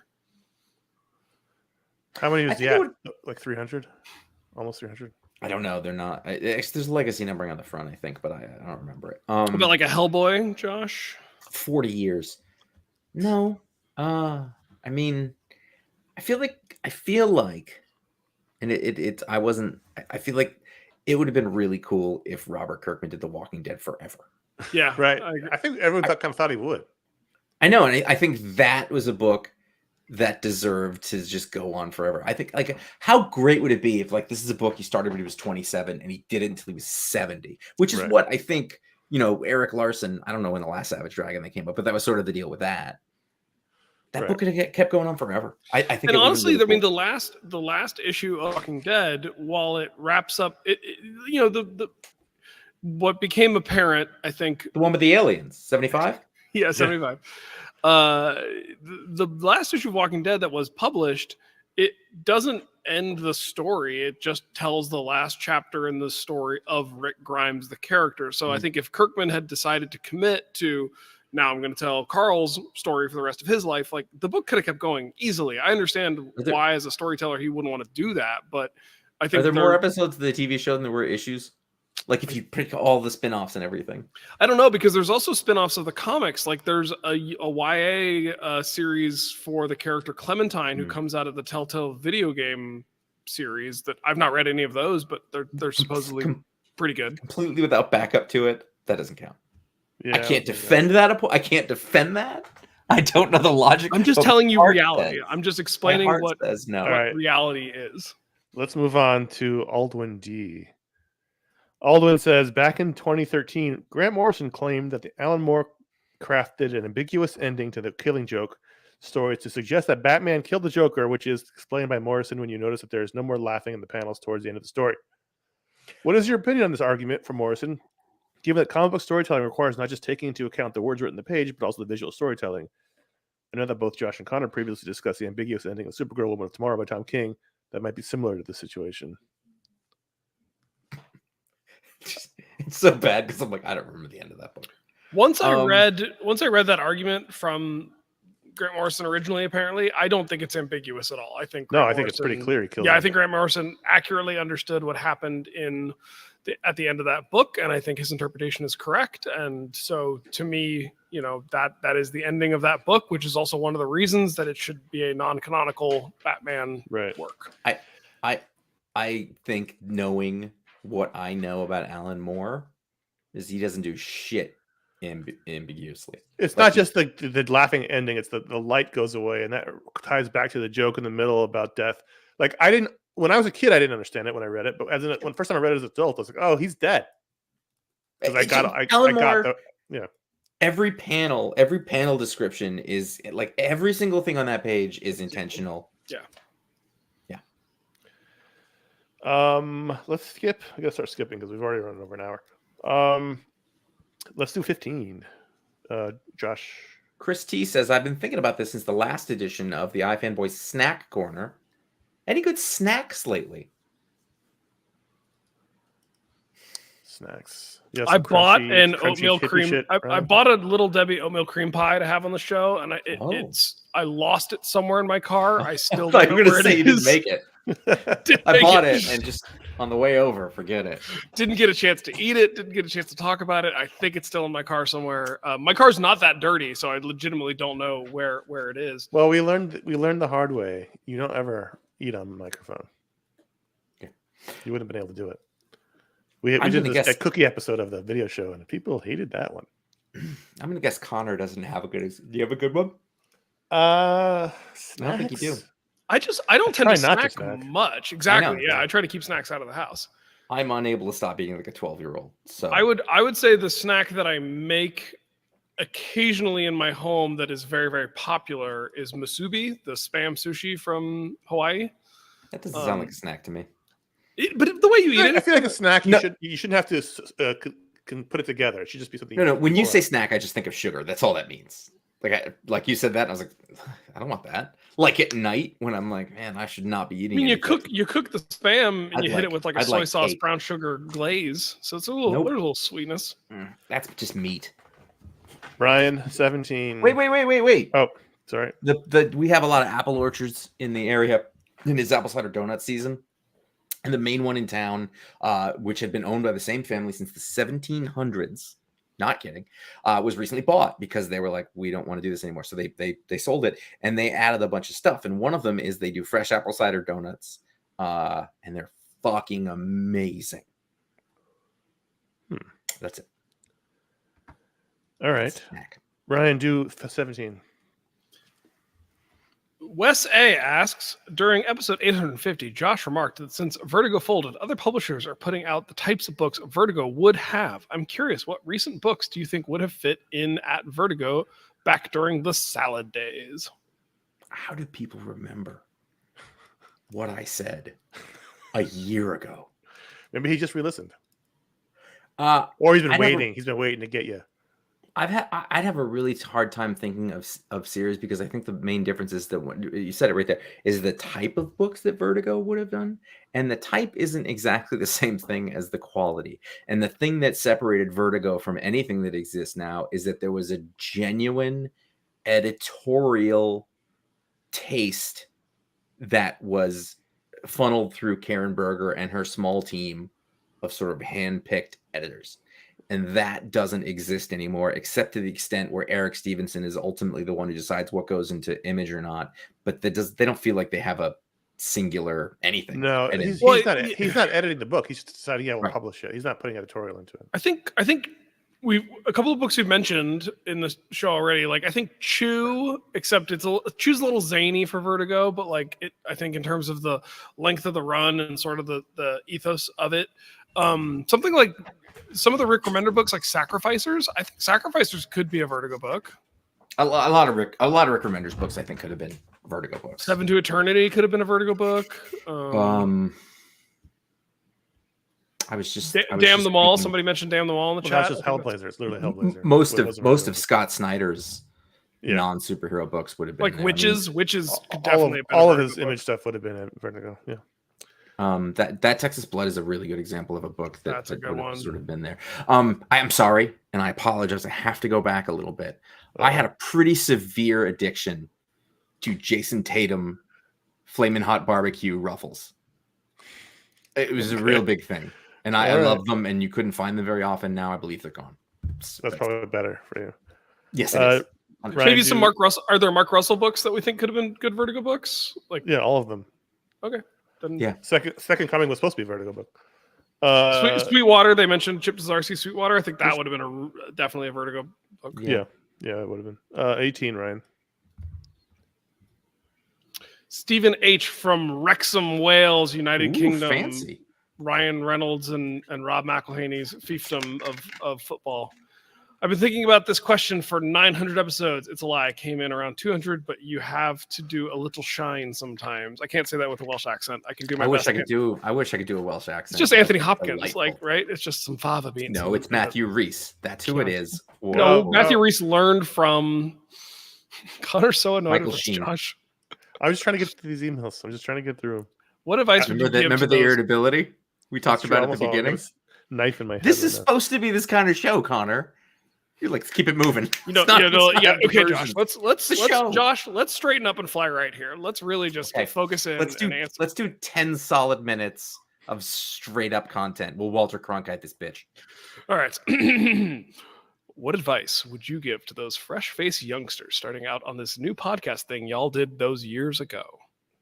Did he say y'all? He did not say y'all. He's from Wales. Of course not. I'm just giving it my Appalachian just making everyone clear. Advice. What advice would you have given us, Josh, back then in 2005? What would we get ourselves? I mean, other than change the name, stock tips. iFanmen. I don't. That was too late. We were already 5 years in by then. I don't have it, because I do not believe that we necessarily missed any opportunities that actually would have led to anything. And so if I'm looking at it from the perspective of the journey, of the way that the value to me right now is, by the way, it's the relationship with my friends. It is the feedback and the sort of appreciation of people who listen. Yep. And it's my appreciation of the medium and how I have come to understand it. And all those things happened necessarily on their way. And I wouldn't change any of those things. Right. I would tell myself to listen to the edits before I put them out a couple times in the past. Sorry, I have the wrong thing up. I would tell myself, don't approach podcasters you don't already know at comic conventions. Just save yourself the Save yourself years of heartache. Yeah. That makes sense. Yeah, I think you're right because we're so new. You know, the mistakes were everyone was making those mistakes. It wouldn't have made anything different if we had made fewer mistakes in the beginning. You know, I think we made less mistakes than many. right? That's what I'm saying. There weren't no mistakes to make because it was a whole new thing. You were just learning as you went. I often joke that, you know, in the early days of podcasting, literally all you needed was 3 white guys and a topic they wanted to talk about, and so you guys had that, and beer, but you guys actually grew in your ability to produce that type of show and make it not just that. And a lot of the podcasts that were that have since faded away, and now it's, you know, a very corporate landscape relative to what it was when. Well, it's different, yeah. Yeah, and but even that's dying because they found there's no money in it. I believe that the one thing that set us apart is that I believe we are relatively media savvy. I believe that we are fairly intelligent and thoughtful about these things. But also, I think that we each had a version of the aesthetic of what this needed to be, and it has been very consistent over the years, and we became aware of it. But we all were doing something sort of unconsciously that worked mainly for us. Yeah. And we've always been very specific about, like, you know, we don't invite people on the show to sit in because that would change the show. We're very committed to the idea of what the show is in our heads. And that's the thing. Yep. All right. Now the moment we've all been waiting for every year. This is the note from Chris from the iFanboy Data Analytics Department. Chris says, "Dear Connor, Josh, and Ryan," I'm going to take this down just so it doesn't cover anything. "Dear Connor, Josh, and Ryan, it's the pride of the iFanboy Data Analytics Department to once again present this year's Patron Powers Report, ready for episode 900. Congratulations on another year of great shows. Carol has cake and slightly warm sparkling wine set up in the HR office for you when you finish recording." I'd like to point this out again, and I want to make sure that I remember this correctly. Chris is a medical doctor. Yes, he is. He's a medical doctor. And he's also works on the 7th floor in the analytics department. Do you never go down there? They always have great cake. Friday afternoons cake. I mean, I am edging towards 50. And every time that I understand that, like, a real functioning adult is spending time, this is not even a joke. It's not a bit.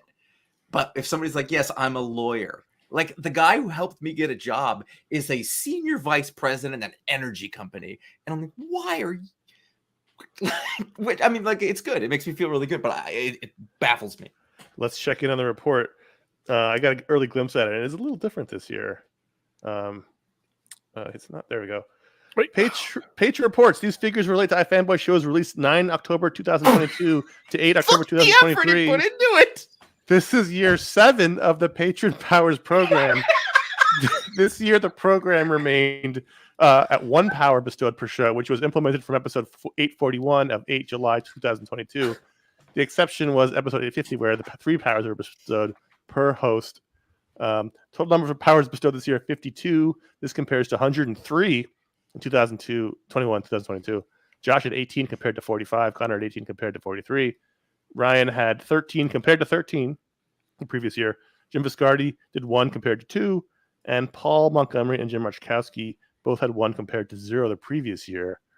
Total all-time powers bestowed, episodes 550 to 899, is 1,074 powers is given out, gentlemen. 1,074. Josh has given away 453 powers. I have given away 446. Josh and I together both created 1. I don't remember that one. Ron did 81. Ryan did 67. Jim Viscardi did 13. Paul Montgomery did 8. Jim Marchkowski did 3. And the eccentric benefactor Damian Sherman gave away 2 powers way back then. What does it say here? In previous years, you were unable to recall the Josh Connor power. This was episode 704, bestowing a power on Matthew Glenn. Connor forgot the power he had been planning to give out when Josh stepped in with the suggestion that Matthew's power is that he can remind people of the things they were going to say, but then forgot. For this reason, the power is granted as a co-creation. Man, I could use that guy. Superhero names. There was a slight drop in bestowing superhero names at the same time as a power, with 7 patrons receiving names this year, which is 13% of powers, which compares to 20 names, or 19% of powers also came with names last year. And last year, Ryan was the most generous with attributing 4 names. Connor 2 and Josh only gave away 1 name. Names bestowed in 2022 to 2023 from Ryan: Antrea, the Auctioneer, the Logger, and the Deputizer. Ryan likes the thes. Josh gave away the String Master. I like that one. And I gave away Flashbang and Second Screen. Power types. With fewer powers bestowed, it's harder to spot trends, but the following power types all had 2 examples in the past year. Camouflage power, episode 869, Andy Savage can emit dry ice smoke from any orifice. It's from me. And Mark 899, Mark Miller, he can fade into the shadows in a mysterious, dramatic fashion. That's also from me. Physical powers, episode 852, Gilbert can manifest $1,000 with any unopened 28-ounce can of San Marzano tomatoes. That was Ryan. And 868, Timothy McCarthy can always get minimum of 15% off anything he buys. That's Josh. I'm so glad I'm far enough past COVID that laughing like that doesn't hurt. Food-based powers, 874, Pat George can change any candy or snack to any other variety of that same candy or snack. That's from Josh. Josh is all about snacks, people. And 877, shake my belly if you want. Daniel Clark, everything in a 20 to 30 foot radius stays fresh. That's from me. Hair follicle control powers, 885. James has sentient sideburns, Medusa-like hair on his sideburns that can reach out to grab things, slap people, etc. That's from me. And then 898, John Allen can make hair grow at an abnormal rate through the medium of touch alone. Precognition powers, 859. Shizan Al-Kathiri can sense when someone is about to say a bad, tasteless, or offensive joke and stop them right before they say it. That's from Josh. And Moni Singh, an 860 gate, can predict the future of any animal that she encounters. Finally, stationary-based powers. 886, Daniel Jocelyn harnesses the power of all types of twisted or braided materials. He has he's mastery of all string, but cannot manifest string. However, string theory escapes him. That's from Josh. And 887, Daniel Dunabar never need to find an ink pad for rubber stamps. That's automatically and perfectly inks as soon as he touches it. That's from Jim Biscardi. Jim had just gotten a custom stamp. That's right. Important to know. And actually, there's one more category on the next page. Transformation powers, 856. Christopher Reeves can morph into a robber baron from that gilded age. Practical usage of this power is not specified. And he can probably get a really good loan at the bank. Boy! 893, Wayne McNichol can turn any object into a Nerf projectile. That's from me. And only one category of 3 powers bestowed, objects of power. 850, Alex Waller has a magical throwing net that can capture anything from Ryan. 857, Robert wishes to be the best and uses special balls to capture strange animals for fighting. I don't even follow that, Ryan. Pokemon. Oh. Pokemon. That's why. And then 861, Patrick has a magical satchel containing mini hats, which imbue him with the skills of the professional who would wear such a hat. That's such a good one. That's the most Connor power ever. Because in his mind, all hats indicate a profession, and every profession has a hat. Everyone should wear hats. I like hats. Hats should come back. I just can you just take a moment and picture in your head the moment where Chris is like, I don't know what you're saying. I got to go do this report, and his wife's like, no, you don't. And he goes, listen. She's like, every year they're on my ass. Weeks of this, and what he put together was not only better looking, more well researched, and more thought than anything I've ever done in my professional life. Sure. It makes me feel terrible. So thank you to Chris for putting that together, and now let's thank the patrons, just like he talked about. Every week we thank a patron who is supported at the $5 or higher level. So anybody who gives at the $5 or higher level, they get a patron power. That happens at patreon.com/iFanboy. And this time, Ryan is bestowing the patron power. Yeah, and this power is going to James E. McGill. And I think based on where I'm recording from, I would be remiss if I didn't give James E. McGill the voice of God. So James can invoke anytime he wants to speak. Like a preacher the voice of God. But does it control people's minds like preacher? Or? No, it just is a really booming, intense voice. So he can really just make a point. Or if he's got I think all of us have been to that meeting or conference where somebody ought to pick up a mic. And they say, but you guys can all hear me, right? And it's like, no, most of them can't. You should always pick up a mic. It's equity, right? I have a much clearer version of people who have mics and don't know how to use them at all. That to me, True. That's also true. But that's not a problem for James E. McGill because James E. McGill has the voice of God. You just have it. You just tell him to go in that room. He's welcome here anytime, James. But he can do it. He can do it anywhere. So that's the. Do you know what I wish? I wish that the audiovisual department in charge of the San Diego Comic-Con could figure out that the way that they do mics doesn't fucking work. And that anytime anybody scratches a fingernail on a table, it booms through the sound system like thunder. Yeah. There are solutions for this. Get hire professional. All right. So thanks to James for being a patron at $5 or higher. You can do so also at patreon.com/iFanboy. Now, let's thank everyone for helping the show out. You know, this is the middle of the show, sort of. And we'd like to remind everyone that there are ways to support the show if you enjoy it. If any of this nonsense, and I forgot to mention at the top of the show, this is not a normal show, but we're way too far gone now. So if you want to directly support the show, the best way to do that is become a patron at patreon.com/iFanboy. They get to be part of a great community on Discord and Facebook. There's a monthly patron hangout. We have tier exclusive merch that only the patrons can get. And depending on your level of support, after 3 months, you get that merch. And we thank everyone. Those are the people who help support the show directly, help us pay the bills, help us make time rewarded that we take to do this show. And we do appreciate that very much. iFanboy.threadless.com is where you can buy our t-shirts. There's 13 designs there. iFanboy.com/support. Listen up, a listener in Los Angeles who I'm speaking directly to, who bought a lotto ticket yesterday. If you want to support us directly, if you want to drop us a tip in the tip jar from your $774 million after lump sum and taxes, then why don't you use iFanboy.com/support? That's our PayPal tip jar, and we thank you for using that. iFanboy.com/Amazon is where you can shop and also shop our Booksplode books. We thank everyone who does that, as well as shop via our links to bookshop.org, which helps support local bookstores, and we do appreciate it. This one is, I think, strange enough, but you're both dog guys. Ethan J asks, "How would the world we like dogs? We are not part of dogs." I would say the dog days are over. But although you look a little doggish, you look like you look like you had been a werewolf. Feral. And you're not anymore, but it like left you marked. You're like quite, Lupin. Yeah, I can see that. Go ahead. Ethan J asks, "How would the world be different if all humans had a dog tail that instantly revealed how they felt about everything and everyone?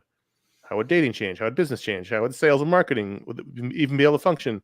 Would social media platforms have reactions labeled wag and tuck? How would it if you had dog tails?" Do we still have the power to communicate otherwise, or I think you just have a tail. I think you also just have a tail. I don't see how it can help but make things better. Really? So I believe the question is really honesty. Yeah, I was going to say the question is really if there were external indicators of honesty or actual feelings, joy, would we be able to communicate better? I mean, but really, as you mentioned that we are dog people. Dogs wagging their tail doesn't mean they're happy. That just is a state of arousal or excitement. Like a dog can be wagging their tail and be about to bite you. So, all right, let's play the game as if a dog wagging its tail is happy instead of coming in here and doing your knowledge and logic and reason. Yeah, sure. The reason that everyone hates. The reason that everybody hates. Well, what's his name? Your favorite, everyone's favorite scientist. Oppenheimer. No, yeah. Fauci. Listen, Fauci. Josh, I know you don't want the jab, but I beg you, please, just take the shot.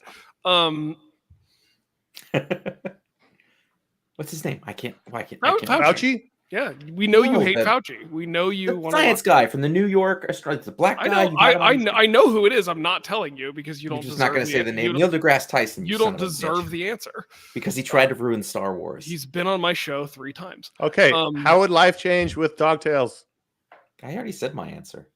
The show DuckTales would be far less compelling. Would there be more deaths? Would there be more people's tails caught in subway doors? And we would have designed them differently. Life will be less ambiguous, and there would be less misunderstanding what people meant, where they're coming from.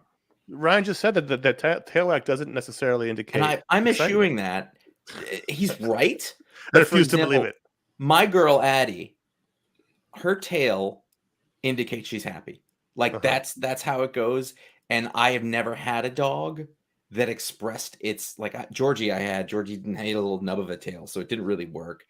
Gordo's fucked up, so he's not social. But Addie, I can look at her and I just see, like, it's her happy sign. And it makes me extremely happy to see that, okay, she's happy about this. She's nervous about this. She's whatever. And I think we all spend so much time trying to read other people and not being good at it. Mm-hmm. I have to believe, much as there are people that we encounter. This is I'll give a somewhat sincere answer.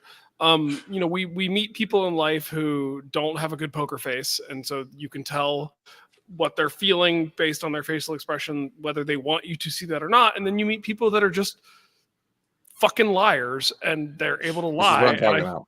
I think even with a dog tail that had some level of subconscious control, I think there would still be people who'd figure out how to lie with their tail. I don't know that the world would be that different. My hope would be that if we had more external emotional indicators, that we wouldn't need social media, and so social media wouldn't even have been invented in the first place. So, okay. So let's think about how many people's faces would get whacked on the subways. They're trying to read their paper, and it's just only short people whacking them in the face. People sitting. Yeah, it's people sitting. That's what I mean. We saw how it works in Spaceballs. It's okay. Can a dog lie? Can a dog lie? Yeah, a dog can't lie with its tail, right? So if we're imbuing people with a dog tail, it would have the properties of that tail. The tail in this version of my thing is solid. It is unmistakable. You cannot change it. It is your heart on your sleeve. It is worn. And further, as you said before, it can mean many things. But if you are a dog, you understand what those things are. And so therefore people would have that also. Well, Josh, you have tattoos. I think there would be news stories of kids today. They're cropping their tails so that people can't read their emotions. Do you know where your child's tail is? More at 11. That's true. And that would happen. Yep. No, listen. So that people could lie. Humans would human it up and it would suck. We would make the joy of a dog wagging their tail an awful, terrible thing. Oh, that's an interesting thing, is we're taking it away from it. Yeah. Sam P. from London, think the dogs England. would start attacking all the shithead humans, though.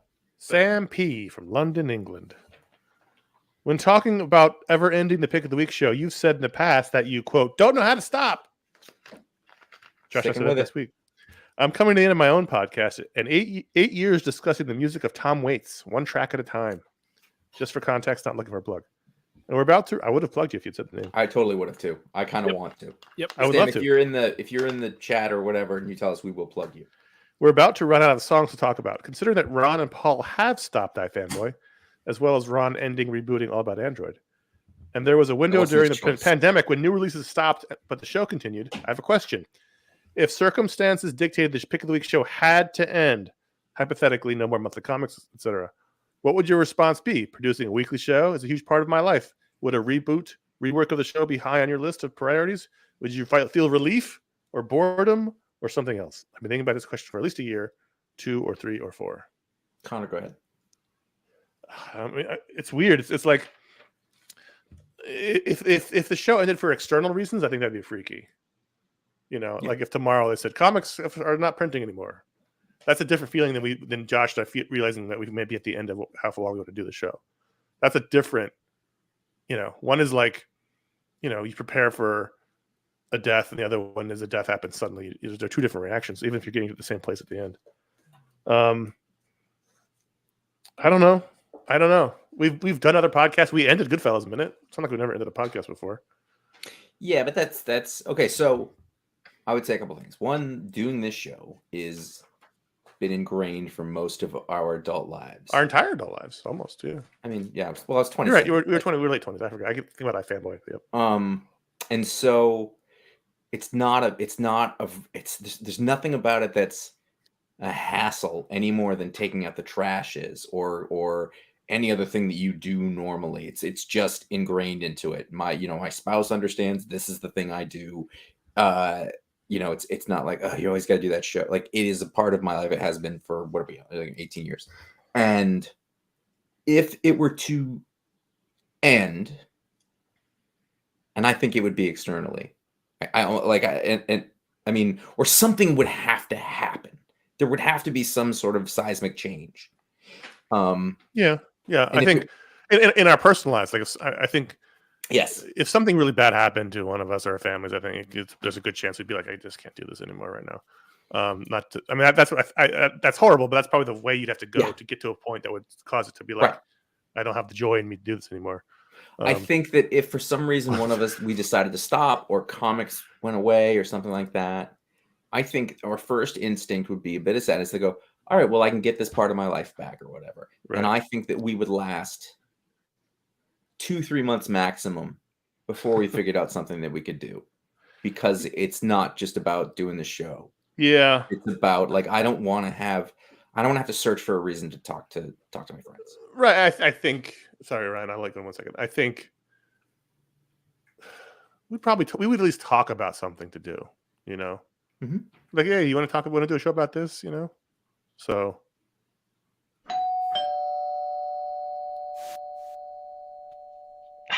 Hello. Can you guys hear me all right? Yes, is this we working? hear you just fine. We hear you just fine. Yeah. Aren't you a podcaster? Why are you on a laptop mic? Because I'm in a very tiny hotel room in Manhattan. Fair. Because I am too old to take the train home from the New York Comic Con, and I have a 9 a.m. meeting, so I figured I would it's fair. Stay in the city. So Ron Richards has joined the show briefly, or who knows how long. Original co-host, original co-founder of the show is here. Hasn't been on one of these in a while. Couldn't miss it. Didn't want to miss it. That doorbell thing.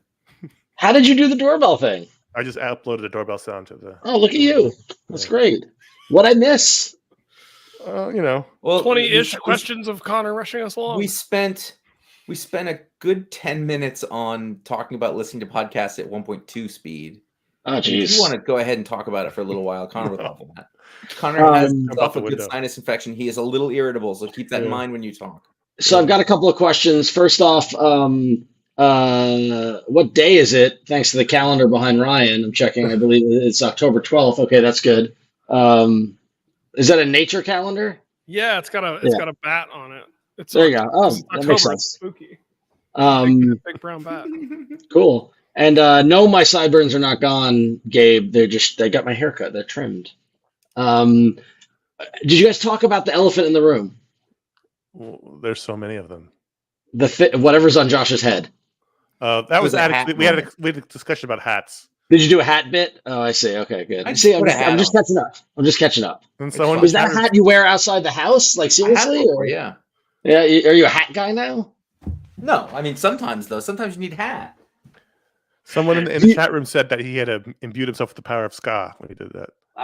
Pick it up. Do you wear that hat when you play guitar? No, I get sweaty when I play guitar. Good. What are you doing? I was looking for a prop, but I couldn't. No, it's no reason. I just wanted to wear a hat. I don't know what the problem is here. Yeah. I think this is the only ska record I own, quite honestly. It's not a ska record, so.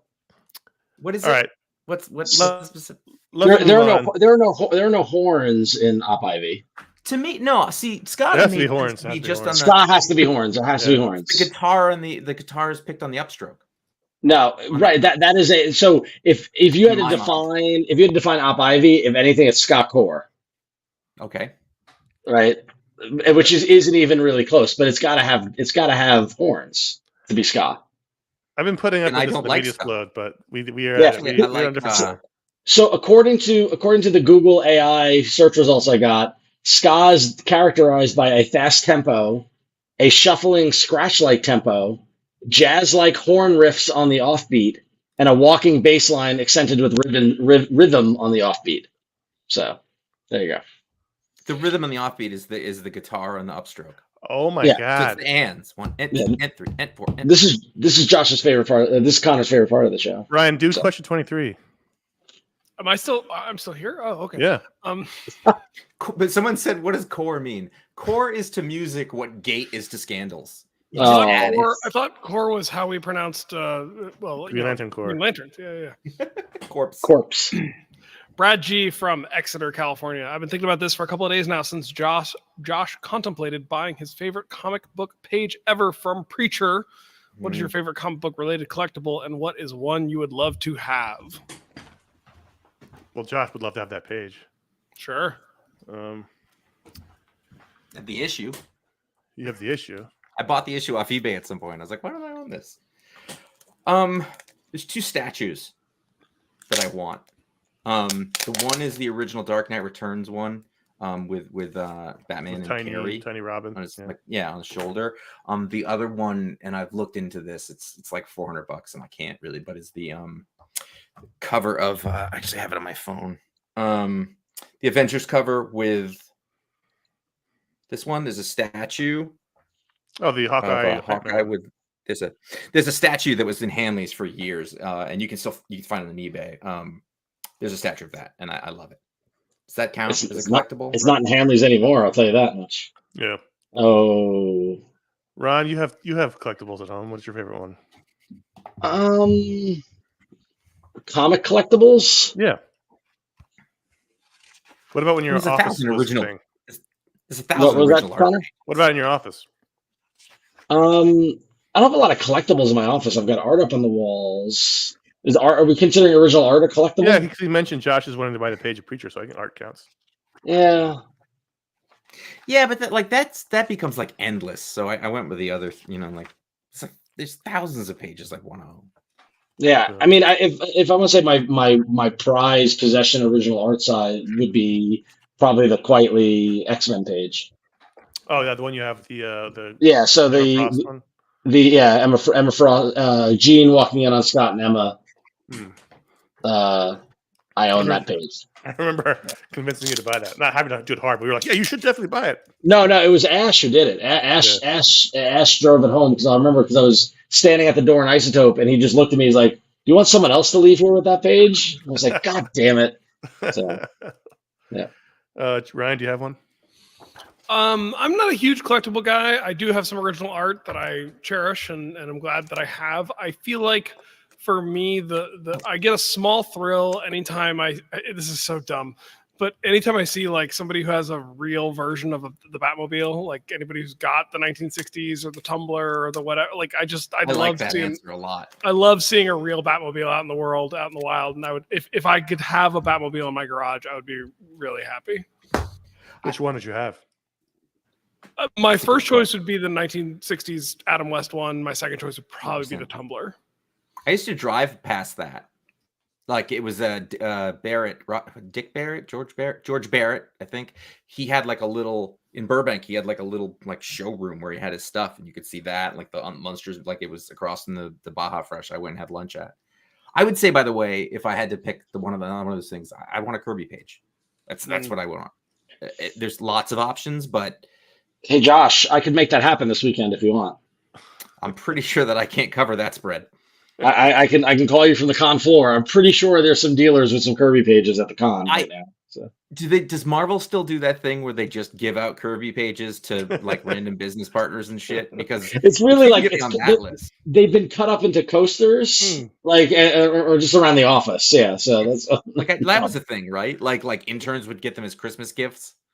Well, and they would throw them out too. That was another thing. I've heard stories of people saving original art from like the trash. Oh yeah, they threw most of that got thrown out from the gold and silver edition. Yeah, but doesn't it hurt your heart? Like it kills me. Yeah. Well, I mean, if it makes you feel any better, a lot of those pages were probably inked over by Vinnie Coletta. It doesn't it's not make like a difference. Still, would you? Okay, here's the thing. If you could get a Kirby page, but it was inked by Coletta. And and heavy black inks over all that Kirby detail. 100%. You still want it? Yeah, and what I would do is I would put it as close to my face as possible and see if I could smell the guitar. I mean the cigar. I'm not kidding. Like that. Or the guitar. What people don't know is Jack Kirby loved to play guitar. Yeah, right into the page. You could smell it. There's a little song. It's called Delancey Street. Ryan, do 25. Ethan D. Ryan froze. I don't. All right. Let's move on. I'll do 25 while he sorts himself out. Ethan D from Vermont. I've been thinking about how there used to be so many advertisements and promos in comic books to order various things, other comics, kung fu lessons, x-ray specs, etc. In your years as comic readers, did you ever order anything from these venues? If so, did it live up to your expectations? I ordered a glow-in-the-dark Obi-Wan Jedi Ghost figure once. But I think it was a cereal box thing, not a comic thing. I Did have you ever that. order like a? I have the Mermaid? three I have set. I have the Ghost Obi-Wan too. Yeah, I have that. It's in Yeah. with the Yoda and the Anakin, the original, Yeah. the real Anakin. Did you I ever have the order like box. the mer people or whatever that was? The fish people, X-ray Space specs? monkeys? Space Or, sea monkeys. Sea monkeys. Yeah. I know I ordered comic back issues from American Comics, and they would have those sort of lists of partial runs and stuff. I definitely ordered that. I loved it because you'd fill out the form and mail it in, or you could call, I guess. You know the things where like you would Olympia or whatever it was, and you would sell shit, and if you sold this many things, you would get like a prize. I did that like twice.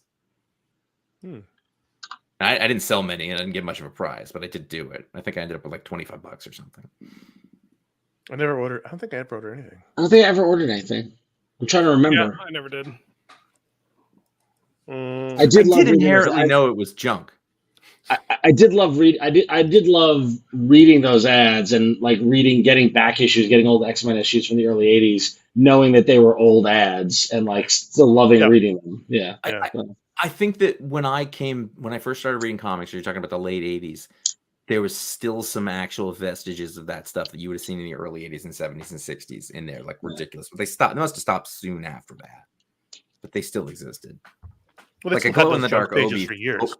A glow in the dark Obi-Wan can like that feels later to me. Yeah, for sure. I sent in for the Cobra Commander with the hood. Did you? That was in the 80s. I remember. I never got my Refrigerator Perry action figure. Like I sent in the stuff, and it never came. Is that like your Rosebud? It's like my the one where Homer Simpson was like, "And Mr. T came to the mall, and I said I'd go later, and then when I got there, he was gone." It's like that. I'm surprised you haven't bought yourself one. I'm surprised it's not prominently displayed behind you somewhere, like under light, like a spotlight. It turns out, though, I don't really care about Refrigerator Perry. It wasn't a good figure, particularly. Well, and he had the football on the chain, but the chain didn't move. Okay, Ryan, read 27. 27 is from Ryan M. in Cincinnati, Ohio, which, as I mentioned previously, I used to live in and will be in next weekend. Should numbering stay with a certain character or strictly be the actual title of the book? For example, Brian Reed did a 50-issue run on Miss Marvel, Carol Danvers, before she took the Captain title. If you were legacy numbering, would you include Miss Marvel into Captain Marvel numbering? Or would Miss Marvel be Reed's run and then go into Kamala Khan's run, ? Nothing makes sense, nothing matters, but if you ran the comics world, how would you determine the legacy numbering? So glad nothing has changed since I've been gone. So, do you know if they include those numbers and how they calculate those legacy numbers? I mean, it's all seems like it's bunk in a way, but if I knew, I couldn't talk about it. Yeah, but so I don't know if they include Brian Reed's Miss Marvel work into the Captain Marvel legacy numbering. I can ask if you want me to. I'm sure they do. Like right now. I mean, the problem. Not right now. The problem is that if I go to work and ask Brevoort, it's like I'm like, Tom, I got another meeting. I gotta go. Like Tom, yeah. So, so I think here's how I think it should work. There should be a main series. It should be continuous. It like theoretically doesn't end. If for some portion of that, one of the characters is replaced by a different person, then it is part of that. I think that breaks the chain. If it's a different character. Yeah, but like, what about like the Fantastic Four? I think it should just be the name of the book, right? I think it should be random. Whatever the book is called, that should be. If the book is called Fantastic Four, it shouldn't matter who the characters that comprise the Fantastic Four are. So you think Miss Marvel should have kept going with number 51 for Kamala Khan instead of number 1? I think if I'm being logically consistent, I would say yes, but I also am not. I'm not that. No. But Kamala Khan isn't Captain Marvel. She's Ms. Marvel. That's a different character. No, I said that. The issues of Miss Marvel. Did you not count those issues of Batman with John Paul Valley? What? It's still Batman. Still Batman. Well, that was a temporary storyline, not a new character with a new book. Well, no, that's what I'm talking about, though. Right, but there's a difference in publishing between new character, new series, and Batman's hurt for a while. So somebody else take that's continuing his Batman story. This wouldn't have been an issue before 10 years ago, or whenever it was that Marvel did their Everything's a miniseries. It wouldn't exist. because we know that Amazing Spider-Man is Amazing Spider-Man is Amazing Spider-Man, and Sensational Spider-Man is a different thing. Now, right, but still, they would have changed for a new character if I think they would have made it. Well, no, they wouldn't have. like it depends if it's a new permanent character. I think they would give them a new book. That happens all the time. It's Right, but if But we're that talking, happened all the I'm time. saying it's the title. The title is the thing, and if the title changes, that counts. Amazing Fantasy becomes Amazing Spider-Man. yeah, it's tough. It's the title. doesn't talk. That's the run. That's the Action Comics. Wasn't always, Superman. It was True. It was. He was issue number 1. Detective Comics. Detective Comics wasn't always Batman. Amazing that's Fantasy. what I was thinking. Whatever. All right, no thoughts from Ron. We can't get it out of him. Okay, Monica M. There are so many TV shows, so can't there be one about making comics, an adaptation of Hey Kids Comics, The Bear, but about a graphic novel? Like, can't there be a show about comics, guys? There could be. I think there could be. Just somebody's got to do it. I just went to I bet there's pitches out there. I bet there It's are. very likely it fails. I was recently in Charlotte, North Carolina, for a meeting, and the Discovery Place, the Children's Science Museum there in Charlotte, has the Marvel superheroes exhibit on exhibit right now. And it's not really a science exhibit, but it's an exhibit about Marvel comics, and it incorporates more about like the comics making process than I expected it to include, in a way that I thought was actually really well done and really fascinating. Had a lot of original art, and I don't know that you could necessarily adapt that to a narrative TV show or story, but like I was impressed with how well it translated into a museum exhibit. So I think it suggests that there's a there when it comes to adapting the process of making comics into a medium that other people can consume as a form of entertainment. There's certainly enough. If there's there enough was gonna entertainment be, it would have been this, Yeah. or something like it, or it would have been Cavalier and Clay. Of course, it's possible, but it's not cool. And it's not something so like food, everybody's into food, everybody's into a restaurant, everybody's into hospitals, everybody's into cops. Halt and Catch Fire, we're talking about it earlier. It's about the computer industry, small audience. Like, it's possible. It'd be a niche. It got 4 or 5 seasons though. Yeah, no, totally. But it was like a tiny audience. It was, Right, but you're saying like it would get like Halt and Catch Fire lasted much longer than I thought it would. I wasn't talking about cancellation. I was just talking about audience. Okay. Like Succession as a tiny audience. Like, it wouldn't be, Right. if they were still network dramas, like, it wouldn't be a network drama. It's not happening. It might be a sitcom that lasts a season, but I mean, I'd watch, if it was good, I'd watch the shit out of it. I haven't read a question in 1,000 years. No, 29. So I'm telling you to read 29. I know. Jason M says, is it time to add a new, quote, age distinction to the eras of comics, golden, silver, bronze, modern? It feels like the modern age has gone on too long in comparison to the others. What do you think of something like the movie age? Circa 2008, after the MCU hit, Disney purchases Marvel, the WB took a keener interest in DC. It seems like the entire vibe of the industry shift. I agree that the modern age has gone on too long. I think what you do is you either rename the modern age to something else, and this is the modern age, or you make the modern age, and then this is like the conglomeratization age, corporate age. Yeah, corporate age. Yeah. I would never want another medium to. But the thing is, name though.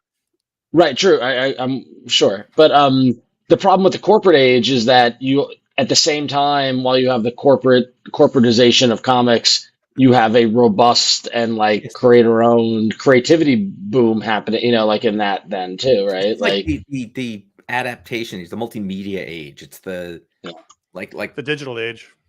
Yeah, digital age. Yeah, that's it. You got it. But modern has been too long. It's been what, since '86? So. Yeah, 86. I mean, that should last through 2000, the crash. I think you need to come up with a new name for 86 to 2000, like the gritty age or like whatever it is, right? And then 2000, the dark age, yeah. And then Ultimate Spider-Man, really, like the 2001. I feel like that's the plant in the ground for the modern age, as it were. Yeah. So Ron, I want you to start socializing this tomorrow at the con. Start referring to the Dark Age and I'll start the Whisper. Oh, was that a Dark Age book? I'll start a Whisper campaign. Yeah, just say it like it's established. Yeah, exactly. like if they were to question you, you'd be like, everyone knows that. This is the Dark Age. 86 to 2000. Josh, do 30 also, since you want to do another one. Yeah, Kyle W says, "Do you ever compose an impromptu score or soundtrack in your head as you're reading a comic?" No. Nope. No. No. Nope. Next, 31. Jonathan S. from Olympia, Washington says, "I have a question about podcast sponsors. Can you tell me any behind-the-scenes stories, what are we, idiots, about podcast sponsors that were too good to be true, snake oil hustlers, or better than you thought they would be? I've wondered about this part of business these nigh on 18 years." I got bad news for Jonathan. These are not exciting stories. These are stories about business deals. It is as boring as you think. We might as well tell you about our end of the year finance meeting as well. I mean, it's not that exciting. I bet they find that interesting. I mean, more than advertisers. I would say in more recent years, it's more like they want to advertise with us. Yeah. Cool. Yeah. I don't think we've punted anybody here. I would say there's a couple that were like, "Nah, we're not going to do that." Like that's Right. as close as I think it would come. Like, we're not going to do pornography. We're not broke yet. The only sponsor story I ever think of is how we were desperate to get Premio sausages to sponsor us. Remember that, Ron? Which, by the way, I think you need to make happen again. So that was all you, Connor. You Lloyd Braun the shit out of that. So, we emailed Premio sponsors Premio sausage cold, and talked about it. And as befitting a company like Premio Sausage, probably not run by the most forward-thinking people, they only wanted to advertise on the website because they didn't understand podcasts. And so we did like a couple of weeks of Premio Sausage on the website, which I thought was amazing. But I desperately wanted to read a Premio Sausage ad to the point where, if you're listening, I might even do it for free just because that's how much I want, just to have Premio Sausage be the sponsor. I will say, by the way, many of our sponsors, like I know Connor and I, we're huge Mack Weldon fans. Yep. I'm still a Harry's customer. Yep. I'm wearing Bombas right now. Yeah. Like yeah, for sure. Like I've bought. It's possible I bought more Mack Weldon than we made from it, but well, it worked out for them. Some retailers technically still owe us money. I know that. Ryan, read 32. 32 from Francisco J. I just finished The West Wing for the first time, and I think it's in my top 3 shows of all time. It was definitely a unique experience to watch the show through 2023 eyes. My question is, do you think the show would still work if it was released today? What would change? Honestly, I'm just looking for an excuse to hear you guys talk about this. Take it in whatever direction you want to go! Exclamation point. I have thoughts, but I'm guessing you're not as big of a fan as the 3 of us are. No, I'm a huge fan of West Wing. Okay. I love the West Wing, but I also, based on my experience living in DC and having worked in policy, it's destroyed the city. I think its legacy is bad because it posits a world in which if you make the correct rhetorical argument, you can actually convince people the thing that you think is correct, and that's not reality. And I think the other thing shouldn't it work that way?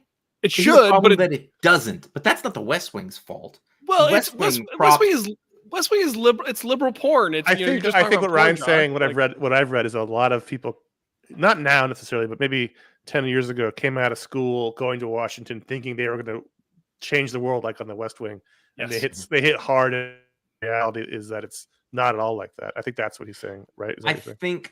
Yes, I am. I am saying that. I also think in the 2023 sense, Aaron Sorkinson wants to direct it himself, and from what I've seen, he's not that good of a director yet. So. I think I don't think it works now. It doesn't work in the world. Not as written. It was a Clinton era. No, I know, but what I'm saying is, like, if he was to do it right now, set in the current era, it would be painful. It would be really yeah. It would be really dark, and it would be really cynical. That you call it a liberal fantasy, because obviously that was the thing with them. But to me, it's still a fantasy about really smart people working together to do good things, and that to me is the joy of it. It's not necessarily that it's. I guess it's that it's liberal, but it really is more about, like, you know, the story on the West Wing was never about. It was very rarely about the personal problems. The show wasn't about like so and so being angry at such as over time and the tensions. It was no, we're on a team. That guy's our leader. Let's go this way. You know, and there was stuff that happened, but it wasn't about will they, won't they. None of that. It was let's solve problems, which is, you know, fantasy regardless. Yeah. I think it would be either more cynical, or more insufferable because it could get a little bit insufferable even back then, but Sorkin's desire to show how it should be in this time period might be even worse than it was at the time. Yeah. And I think something like the Netflix version of House of Cards, which was a remake of a British show, is like sort of West Wing in the darkest timeline. But I'm not saying that that's like reality either. That's also a fantastical. Yeah, it's also a fantastical version of DC. And some people in the comments have mentioned it, but like Veep is probably the closest thing in that like it's a bunch of people that are competent enough to keep their jobs, but kind of we're all bumbling through best we can, and just like everything's an ulterior motive. Everything that you see in the public is fake. Well, and the other thing, no about one's Veep, that fucking funny. Well, the other thing about Veep that I think rings really true to my experience in Washington is Tony Hale constantly whispering information the second before it's needed. Like that to me is really accurate in terms of just like nobody really knows everything. Everybody's knowledge is a mile wide and an inch deep. So like it's you're constantly faking it till you make it. Before we read this next one, I need Ron to hear this before he goes. I don't need you to read the whole message like this, but I'm sorry. Am I getting kicked out or something? Or we're not used to you. No. I just want you to hear something. Okay. Ryan, can you announce the next email in the room? You want me to go? Yeah, to the voice. Yeah. You got to hear this. Island P from South Africa. It's not an effect. Wow. That's impressive. That's a practical. Yeah, it really is. It's impressive. What 5 non-superhero graphic novels would you recommend to someone to get them to appreciate the art form?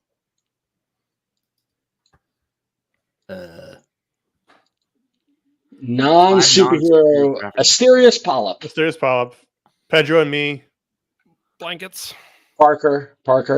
Persepolis.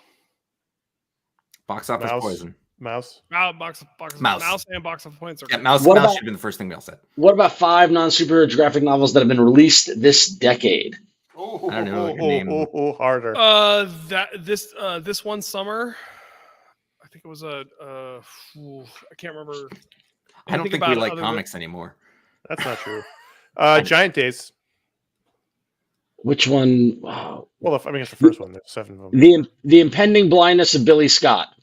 The Zoe Thornton. All the ones last 10 years are all kids' books in the bookstores. The Encyclopedia of Meyer book.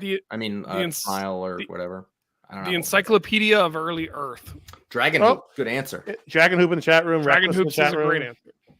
Yeah. Kent State is another great one. There's still good stuff out there. Yeah, I don't know. Patrick K from North Carolina.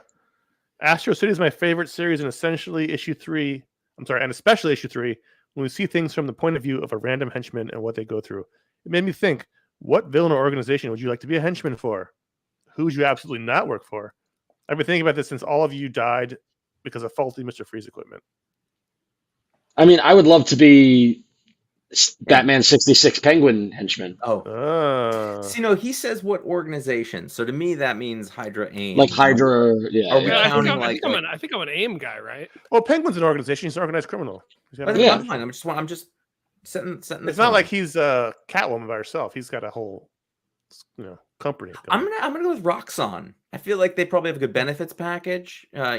Most of the people are just working a regular job. Do you see yourself as the Tom Wamsgans of Roxxon, or like what's your role in the organization? No, the fact that like the sad truth, I could never get a job at Roxxon. Are you the cousin Greg of Roxxon? Like, yes, he would be. Yes, I would pick AIM. I just think that maybe we shouldn't drill in Asgard. I don't know if but that'd be good too. It's fine. All right. I think I'm an AIM guy. I think I have to go AIM. Yeah. I would say AIM because the hat, and Ron, you could be doing research. I said Penguin in 1966. You said Penguin. That's right. Because you want the Goon shirt. What about you? Yeah, I want the wardrobe. Yeah, exactly. And plus, also, let's be honest, the workload wasn't terribly challenging. No, you just have to flail around to some guy. It's funny you say that is you're totally like a workaholic. Like for you to say, like I could say the workload, and you'd be like, yeah, that makes sense. You don't want that. You want like in this scenario, I'm okay to just go with the flow. Fair. Fair.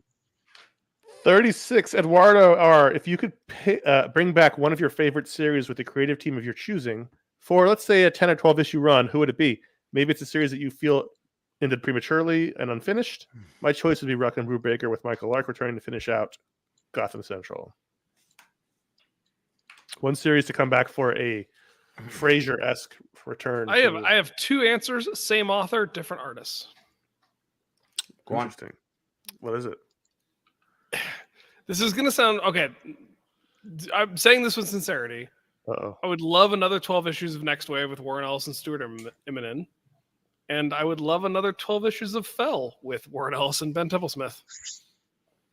There are Are we allowed to talk about Warren Ellis yet, or is that still caveats up the wazoo on that one? He's still in jail, isn't he? Right? I've decided it's okay to talk about Warren Ellis. Okay. Whatever.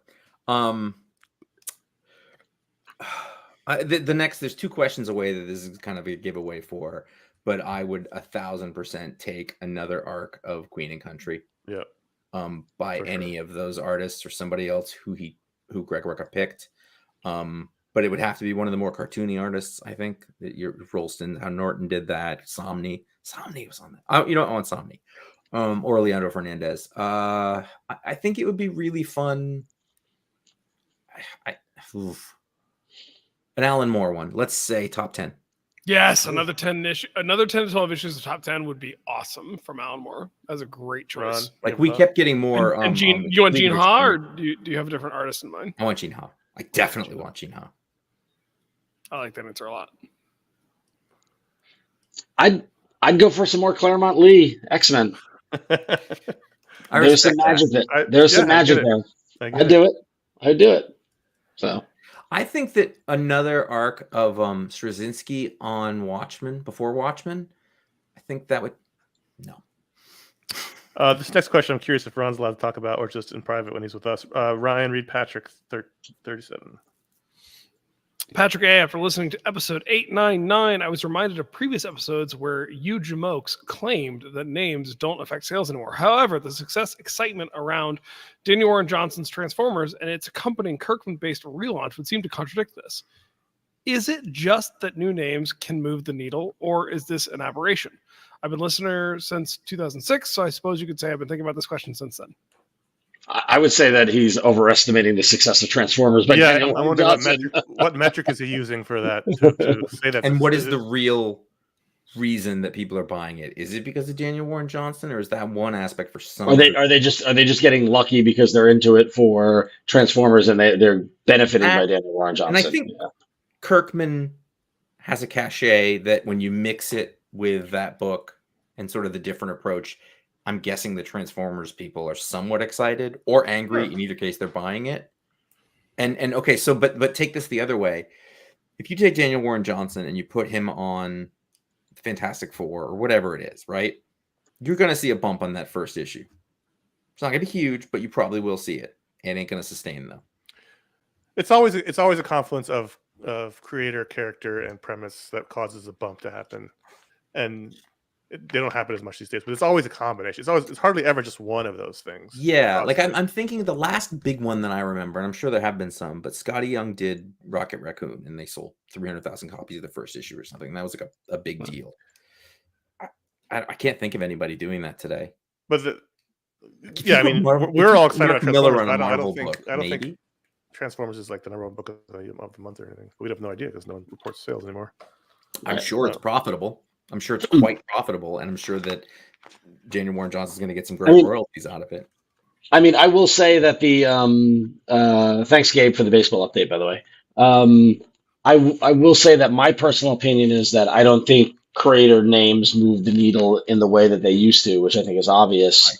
But from a professional standpoint, and like what we do at Marvel, like we still tout the creators and celebrate the creators because it's the backbone of it. But it's not like how it used to be, in my opinion. So yeah. It's not. For whatever weird reason it happened. And this is not a slight against creators. I want them to be the reason that books sell. I want, because somebody is a creative genius, to be the reason that people buy books. Like that's right. That should be the way it is, and we should recognize that. But it's not the market. Timu R from Helsinki, Finland, has two questions. The first is, how is the Brubaker Phillips asshole? How is the Brubaker Phillips cooperation hitting you nowadays? Please talk about them and their legacy too. I've loved them for such a long time. So am I the only one reading the Reckless books as they come out? Yep. They're good. They're I really, have. really good. They're on my list. I want to read them. I love what they're doing. I just love that they're existing in this little pocket universe and doing what they want. So Yeah, they're making good money doing the books they want to make, and he's doing it his way. They just put out one that wasn't Reckless. That was a weird but good, fucked up murder story. Like that, they're still doing great. They're doing great work. Surprise, surprise. The only Didn't I buy you a Reckless book for Christmas, Josh, last year? Or maybe that was somebody else. I don't think you did actually. No. Because I've got a Maybe picture Hank. of the books. They're out there. They're out there as a pile. I like it. I don't find it all that exciting anymore. For a while, it was like, wow, look at these two guys, and then everything that they put out is pretty good. It's entertaining. It's whatever, but it lacks a certain excitement of the new. And I know that, like, if you're talking about bands or something, like you want them to stay together and do the thing. But I tend to think that the mix and matchingness of comic book people and then coming back around can be really fun. His second question, Josh, any love still left for Queen and Country? Years ago, you seemed to really love it. How about a redive into it? Yeah, Josh and I still love Queen and Country. It's one of our favorite all-time books. Josh is showing us. Chris Somney, through a thing from the past, was gonna do a drawing for me. Like, who do you want? I was like, Paul Crocker from Queen and Country, and then I was like, that's what I chose. And I look at it all the time, and I think it's beautiful. I love that book. I haven't read it in a while. I have reread it. I've definitely reread it since it came out. I think it's my favorite thing Greg Rucka has ever done. It's hard for me to remember, like, what are my favorite series. It is easily one of my favorite series of all time. It came at a point where I was discovering and falling in love with comic books that were outside of superheroes, Marvel and DC. And it was like, it's one of those things that convinced me that, like, oh my God, comics can do so much more than most of us think that they do. And it was one of the first, like, understanding different artists and what they bring to it and how good somebody can be just doing regular people. And that's a really big deal to me to this day. And I wish it sort of it stuck a little more. Well, that book went on a long time. I know. For what I just it mean, was. like, it's the same thing that we talk about all the time, though, is that when a new book comes out from wherever, it's always this plus a gorilla.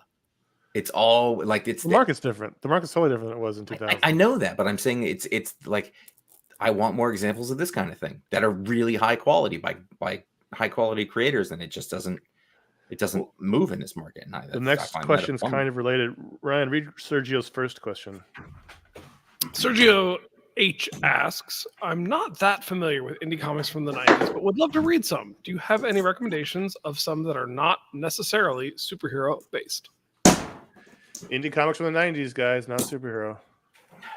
I don't feel like I know that many from the 90s. Most of mine are the early 2000s. Strangers in Paradise. Strange Paradise was late 90s, mid late 90s. Yeah. Bone. Cerberus. All the other Cerberus 80s, 90s. Caveats. Next Men. Was that superheroes? Yeah, superheroes. He was just doing the X-Men, just like Jim Lee. Hellboy. Sin City. Sin City's a good answer. I mean, the first thing that came to mind was Transmetropolitan. I think that's a modern comic that started then at a really high level. I think when did From Hell come out? Flag was like 82.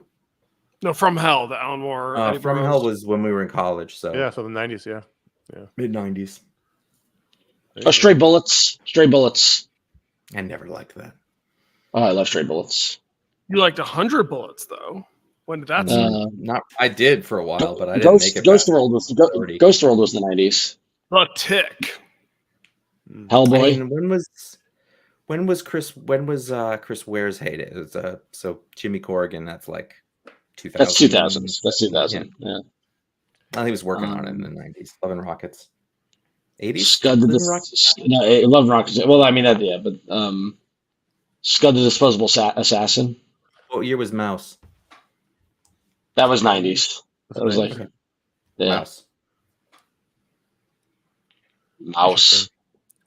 Concrete by Ooh, yeah, I loved Concrete.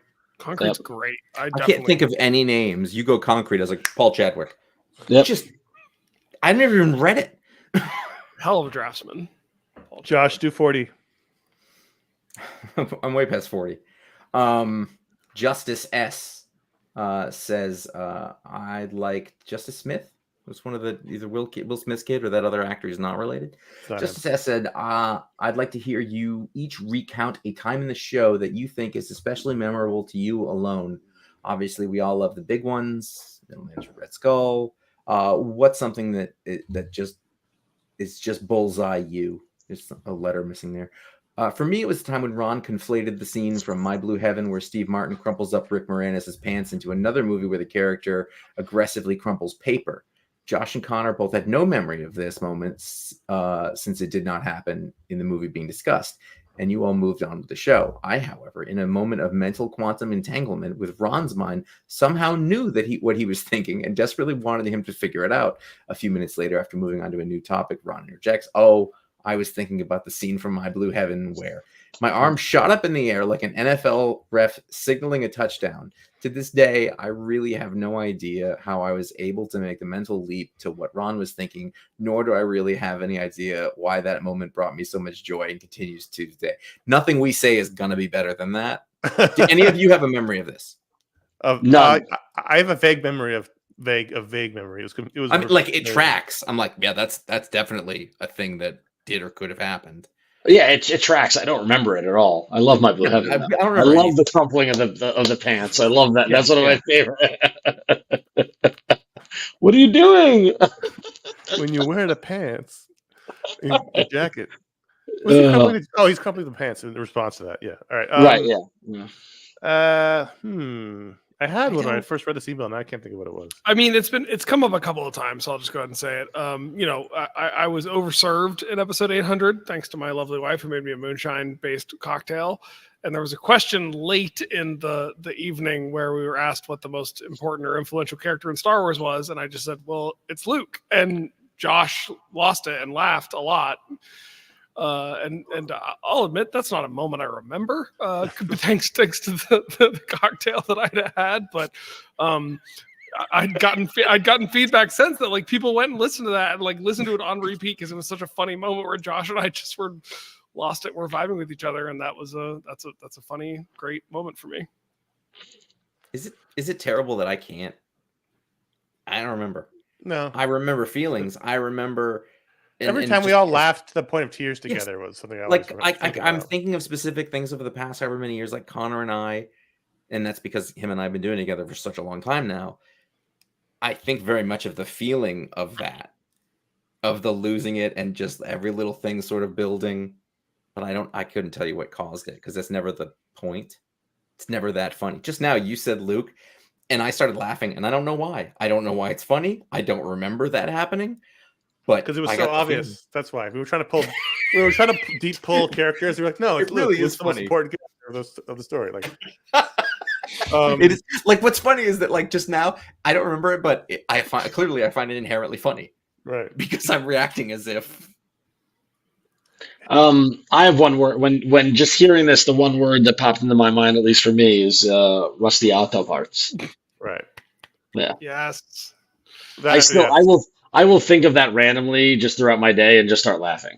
Yeah. So that's when Ron couldn't pronounce rusty auto part. Rusty auto parts. Because it was all conflated together, and I didn't know where. Yeah. I get it. You saw it in a certain way. Yeah, exactly. What it was. Yeah. I totally you expected understand. it to be a name, and then it wasn't a name. It was, and your brain tried to make it work. I feel like there were definitely powers that Connor gave people, and Ron, you did it too. You were really good about coming up with powers that were ridiculous. Somebody in the chat room was pointing out Tiny Palpatine, and that's a good one.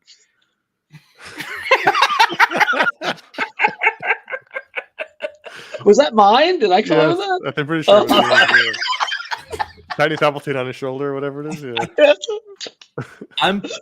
I'm positive that in our pandemic G.I. Joe corner days, we definitely said a lot of things that were funny. Sure. I remember here's the thing. It's like this time, and I think this happened, but I think we did a review of the G.I. Joe movie, the first one, not the animated one, the first cinematic one. And we started talking, and we started, it's Star Wars. And Ron starts laughing really hard because I didn't even have to explain it. We were like, yeah, it was Star Wars. Like, I do remember that. Yep. Yeah. Yeah, it's tough to pick a single one though. Oh, Josh is gone. He's walked away. Oh God, it's funny. Got him. Wow. It's He's disintegrating. on his knees like he's James Brown performing. Put the cape on him. Put the I cape want on him. to do it, but I can't because I can't do justice to how funny it is in my head. And if I try to do it out loud, it ruins it. So Dan G has 3 questions about romance and relationships. That's Oh boy, Let's do it. Let's get into it. I missed this. I missed giving relationship advice. totally unqualified relationship advice in our 20s. So Dan G says, when you were single and dating, or when you started dating your significant other, how long was it before you showed your full nerd side? Did you keep it hidden until you were comfortable? Did you pepper in little comments or references? Or did you just come out of the gate with your nerd flag held high? That's his first question. I can't hide. I can't hide it. I've never been able to. Come out of the gate. There's no point in hiding it. There's no point in hiding it. Yeah. I wouldn't though. Like, what we're gonna find out what I'm like and not like me, right? Like, Hiding it itself. I will say what's funny in my most recent relationship with my current wife. I like at first it was funny, and then I was like, actually, that's correct. Oh yeah. She knew all about all this, but she feels if I buried the Disney parks fandom. Oh, I can you buried it for us. Yep. You buried it to us. One day we were like, is Ron like super into Disney, like weirdly? And like, it did was you a little notice? it was a little like referring to comics by the Dark Age. Like all of a sudden it was just introduced as like a plot point that had already existed. Yeah. We didn't know. Yeah. And I remember talking to you one day and I was like, what is it that you like? And like you had a fully formed, and I was like, this has been going on a while. Oh yeah, for sure. Yeah. That's accurate. Love it. That's 100% accurate. Yeah, Like I don't. finding out that Connor's really into like cave diving. Yeah, I'm a free diver. You didn't know Are I'm you? a free diver? Spelunking. He's into spelunking. Yeah. Connor, I would love to go spelunking with you. I really want to test the limits of my ability. Somebody just asked, what episode is Tiny Palpatine? I don't know. Ask Chris. Actually, Chris, we could look it up in the spreadsheet actually, but not right now. Fair. Yeah, there's no point in hiding it. Everyone I've dated has known from the beginning. But also, it's also just a slice of my personality and interest. I mean, what's your advice? Is like always fucking be yourself. Like, yeah. I don't know how to be anybody I don't want to be. Unless you're trapping them with your charm and money, and then you reveal the Batcave behind you. Or they have money and you want to get that money. That's and true. you're trying to trap them. Yeah, no one told me to do that when I was young, which they should have. Implication. Yeah, it's the implication. Number 2, is there a particular fandom of yours that your significant other absolutely does not get down with or does hate? Is there a fandom that your significant other does not understand? If one of them's alcohol, that's not a hobby. That's a no. problem. It's neither. They're both things I consume audio visually. Have nothing to do with alcohol. I think Josh is drunk. There's a series of books I absolutely adored when I was a kid called The Animorphs. You all are probably too young for them, but they're kids who turn into animals and they fight aliens. Too young. Is the second one going to be Power Rangers? No, the second one's not Power Rangers. Because Power Rangers is something I attack you all with. My wife does not ever have to deal with Power Rangers information. The second fandom, Josh, is actually something I think you and I share to a degree, and it's like the original Eugenics. It's the Top Gear guys. Julie not into the Clarkson, May, Hammond Top Gearness of it all. But that's something the whole family's into it here. Oliver fucking got bored of it, but you're there's lucky. A special or two ago where Uh-oh, they going again. filled. I think they filled May's like little camper with water.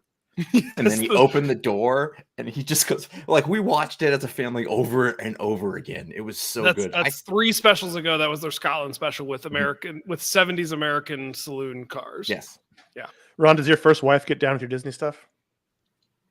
A little bit. Yeah. I mean, not. Yeah, I think we went a few times. We went a couple times. What about Twin Peaks? What about Twin Peaks? Is she into Twin Peaks? No, No. Yeah, there you go. So, yeah. I have the same problem. I showed her the trailer. She was like, "Nope." Yeah, she's like, yeah, no, yeah. I don't really have like my wife and I have a lot of interests. Like there's quite a lot of things. How does she feel about guitars? How does she feel about guitars? Does she like guitars? Ambivalent. Everywhere in the house, Right. propping They're up not everywhere in the house. the They're couch just and in the. here. Like I fan in the would, ceiling? like I wouldn't take care of my shit. Please. I His have to final keep it under question. control. Conversely, is there a fandom that your significant other discovered as a result of being with you that you were surprised that they liked? And I'll say Star Trek. I will agree with Star Trek. My wife's super into Star Sounds- Trek now. Yep. It's not surprising for She wants to Connor's watch, like, situation, all the but old it's somewhat episodes. surprising Yep. for Ron's. Because no. the one is predisposed. I will tell you, she's a surprise. I remember when we first got together, and then you like start, I watch this show. Do you watch this show? And we're like, kind of like comparing notes. And she put forth, she's like, "Do you watch Agents of S.H.I.E.L.D.?" And I was like, "Do you?" and turns out she was a big West Wing fan and became a big Clark Gregg fan, and it's a show with Clark Gregg, and so she started watching it and was like super invested in Agents of S.H.I.E.L.D. And I was just like, I did not predict that one. So yeah, Not a good show. You're right. I remember that. Yeah. I remember that. She was super into it. Yep. And then I got Clark to send her a video message when she was pregnant to cheer her on. That was awesome. So. I mean, is there a fandom? Like, there's bands. Cheers. Huh? Cheers to Connor. I just got a drink delivered to me via Star Trek teleport. Is it another one of those? Are you being overserved? Because if it's that same one from the beginning. No, I've had 3 over the course of the last 2.5 hours. It's not overserved. Ryan, knives? Is she into knives or crossbows? You do look like a guy who's into knives. I've gotten her into archery. That's something that I was into. That's a sentence I didn't expect to hear. Hold on. What era movie villain is Ryan right now? And what kind of movie is it? I think I'm Alan Rickman in the Kevin Costner Robin Hood. Nah, you're too nice. No, you look more like some kind of Eastern European bad guy in like a Mel Gibson movie. All right. Like an 80s Bond villain. I'll take It it. could be.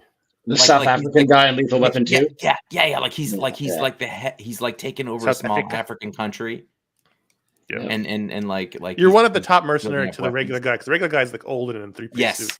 And you're the guy who has to fight. I mean, you guys. You're the guy I mean, who you has to guys fight are to my. get to the You boss. guys are my older commanders. That's Ouch. Ouch. All right.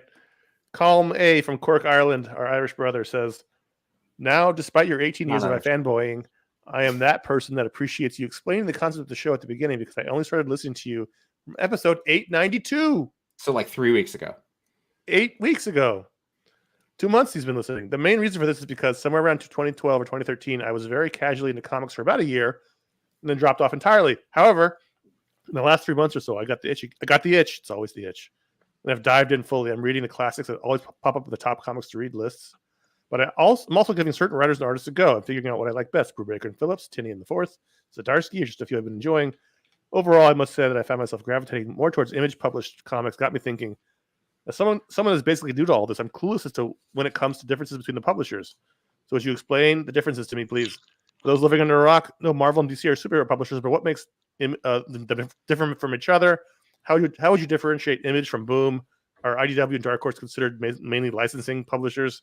And of course, all the ones I've neglected to mention. So can you help me out while I navigate this essentially new world? Much appreciated. Is anybody else categorizing this in their mind as by which rich investor decided to fund a comic book company? No, because I'm just a joke. All right. Jeez, we're trying to talk business here. Marvel and DC are not that different, I don't think. I mean, everyone's got different opinions, but ultimately, I think it's the same kind of thing. Yeah. Slightly different history, but Image. So if you take Dark Horse, Image, Oni, IDW, Dynamite, from a publishing standpoint, I mean, Image operates differently than the rest of them do. I think, right, Ron? 100%. Yeah, completely.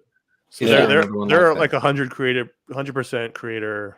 You have more of a centralized editorial in Boom and Oni and Dark Horse and stuff like that, where Image, it's more of a publisher choosing to work with other, and the editorial is decentralized. Yeah. There's not an in-house staff who correct does those. They schedule the editorial. Yeah. Mm-hmm. And then up until Transformers, Image didn't, or was it Transformers or Image didn't do licensed books? What was the first one they did? I feel like there was one here, but they weren't Wasn't there one right No. before Transformers? by Image. They were licensed by the creator. Right. Yeah. Yeah. Dark Horse is owned by Embracer, the big conglomerate, See, and they lost all their big licenses. They're transform. they were Star Wars. They're the Predators or Aliens. Dark Horse was an independent label started by Mike Richards. Yeah, and it was just very ended close up to an selling Image, if not for business wise, from what they published early on with Sin City and Hellboy and things that were fully from. But it creators. was they were there was editorial. They were they were choosing their line. Yeah. Before uh, they became basically a video game hardcover house, and they make their money that way. I don't know. IDW is weird. IDW is a weird company. Yeah, They put out terrific creator-owned stuff. I mean, all the Parker books right behind me. We just talked about them earlier. well, that's that. Scott Dunbier is basically like a Wildstorm editor who's there, and he gets to curate his little corner of great books. But they do licensed stuff. They do all sorts of books. I don't really know what they are. Dark Horse, IDW, and Dynamite are very similar, and they make their bones on licensed materials. Boom does licensed stuff, Boom does license. Yep. and they do a lot Yeah. of kids licensed books. Actually, Yeah. both IDW and Boom is a like very Power Rangers. thriving kids business, young adult and kids business. I don't know that I can categorize like some of the newer ones, Aftershocks, AWA. Ahoy, AWA. Vault, AWA, Vault, I do kind of Vault, yeah. understand. Yeah. AWA was like folks who used to run Marvel in the late 90s, 2000, who came to sort of bring what they did to other kinds of comics with almost the same creators from that. It's like J. Michael Straczynski and whoever. Axel is in charge of it with what's his name? Who's the guy? The Joe Quesada and Gemmis? yeah, Gemmis, Bill Gemmis. I would This isn't gonna say mean anything to guys who've been reading comics for 8 weeks. I'm going to say to the letter writer, calm. You've got Marvel and DC, and then you got Image, and then the rest of them are sort of very similar licensed houses that also make some original stuff. And they each get like a very small. So if you want to say like Marvel and DC, this is just vastly simplifying it. 40%, 40%, and then everybody else gets a little slice, to one extent or another, 5% of the market or something like that. This Brian, is a Usagi Yojimbo TV show? Yeah, on Netflix. I had no idea. Josh, how do you Yeah. feel about that? I had no idea. Wow. I listen, how I feel about it is whatever makes Stan Sakai happy, Right, and money. whatever allows him to make money and do what it is that he wants to do, I am for. I don't care what he licenses to. I think it's I also not want- the first time Usagi Yojimbo has been animated. I think wasn't he he was- in the Turtles cartoon? Yeah. That was really probably the thing that gave him the boost that he could stay But also, alive. I don't care. I don't care. I don't look down at Laird and Eastman because they licensed Turtles up to your eyeballs. Like, the comics are still good. As long as, I'm glad these guys made money off whatever they did. Yeah. Ryan, do 43. 43 by Micah L asks, let's say Captain America is sucked through a time portal. What American historical event and figures would you like to see Steve Rogers interact with, or a specific event during the Second World War? I mean, the easy answer here for me is that because he's primarily associated with a major war and event in history, and history is often told around the flashpoints of violence. That's just a thing. I don't know if everybody does. Western historians definitely do that, where when we talk about eras, it's sort of almost always related to a war that takes place because those are the turning points. So with World War II being sort of an essence of his character, then you'd have to say, I mean, the Revolutionary War would probably be my first choice because it's the closest to sort of that single goal that everybody has. The Civil War is a little uglier, I think, because Yes, brother versus brother. I would like to see him interact during the Teapot Dome. Ooh. I would Really like to going say into Congress and slamming his fist down, saying, Right. we won't Yep. stand for any more scandal. Sure. Yeah. I would Maybe- like to see him get shipped off to Him Cuba with Theodore Roosevelt and just be like, what are we doing here? Right. On San Juan Hill, just like, yeah. Yeah. Why are we Um, here? I would like to Maybe- see him maybe- like really, really digging into investigative journalism with Upton Sinclair. I think that's really like an untold story, right? The jungle. Steve Rogers is the jungle. Like, Um, what we're like you don't want him in Vietnam. Like, that's No. No, I kind of want to see him in the early. Iraq. Maybe this is just because I was just in Charlotte, North Carolina, at the NASCAR Hall of Fame. I didn't go on purpose. There was an event there that I was invited to, but I kind of want to see him like in the early days of Prohibition. I think that would actually be In the interesting. 20s? I think it would have like the Rum Runners and the Untouchables, and I just think there would be interesting. You want to see stories Cap to smash the tell. mob?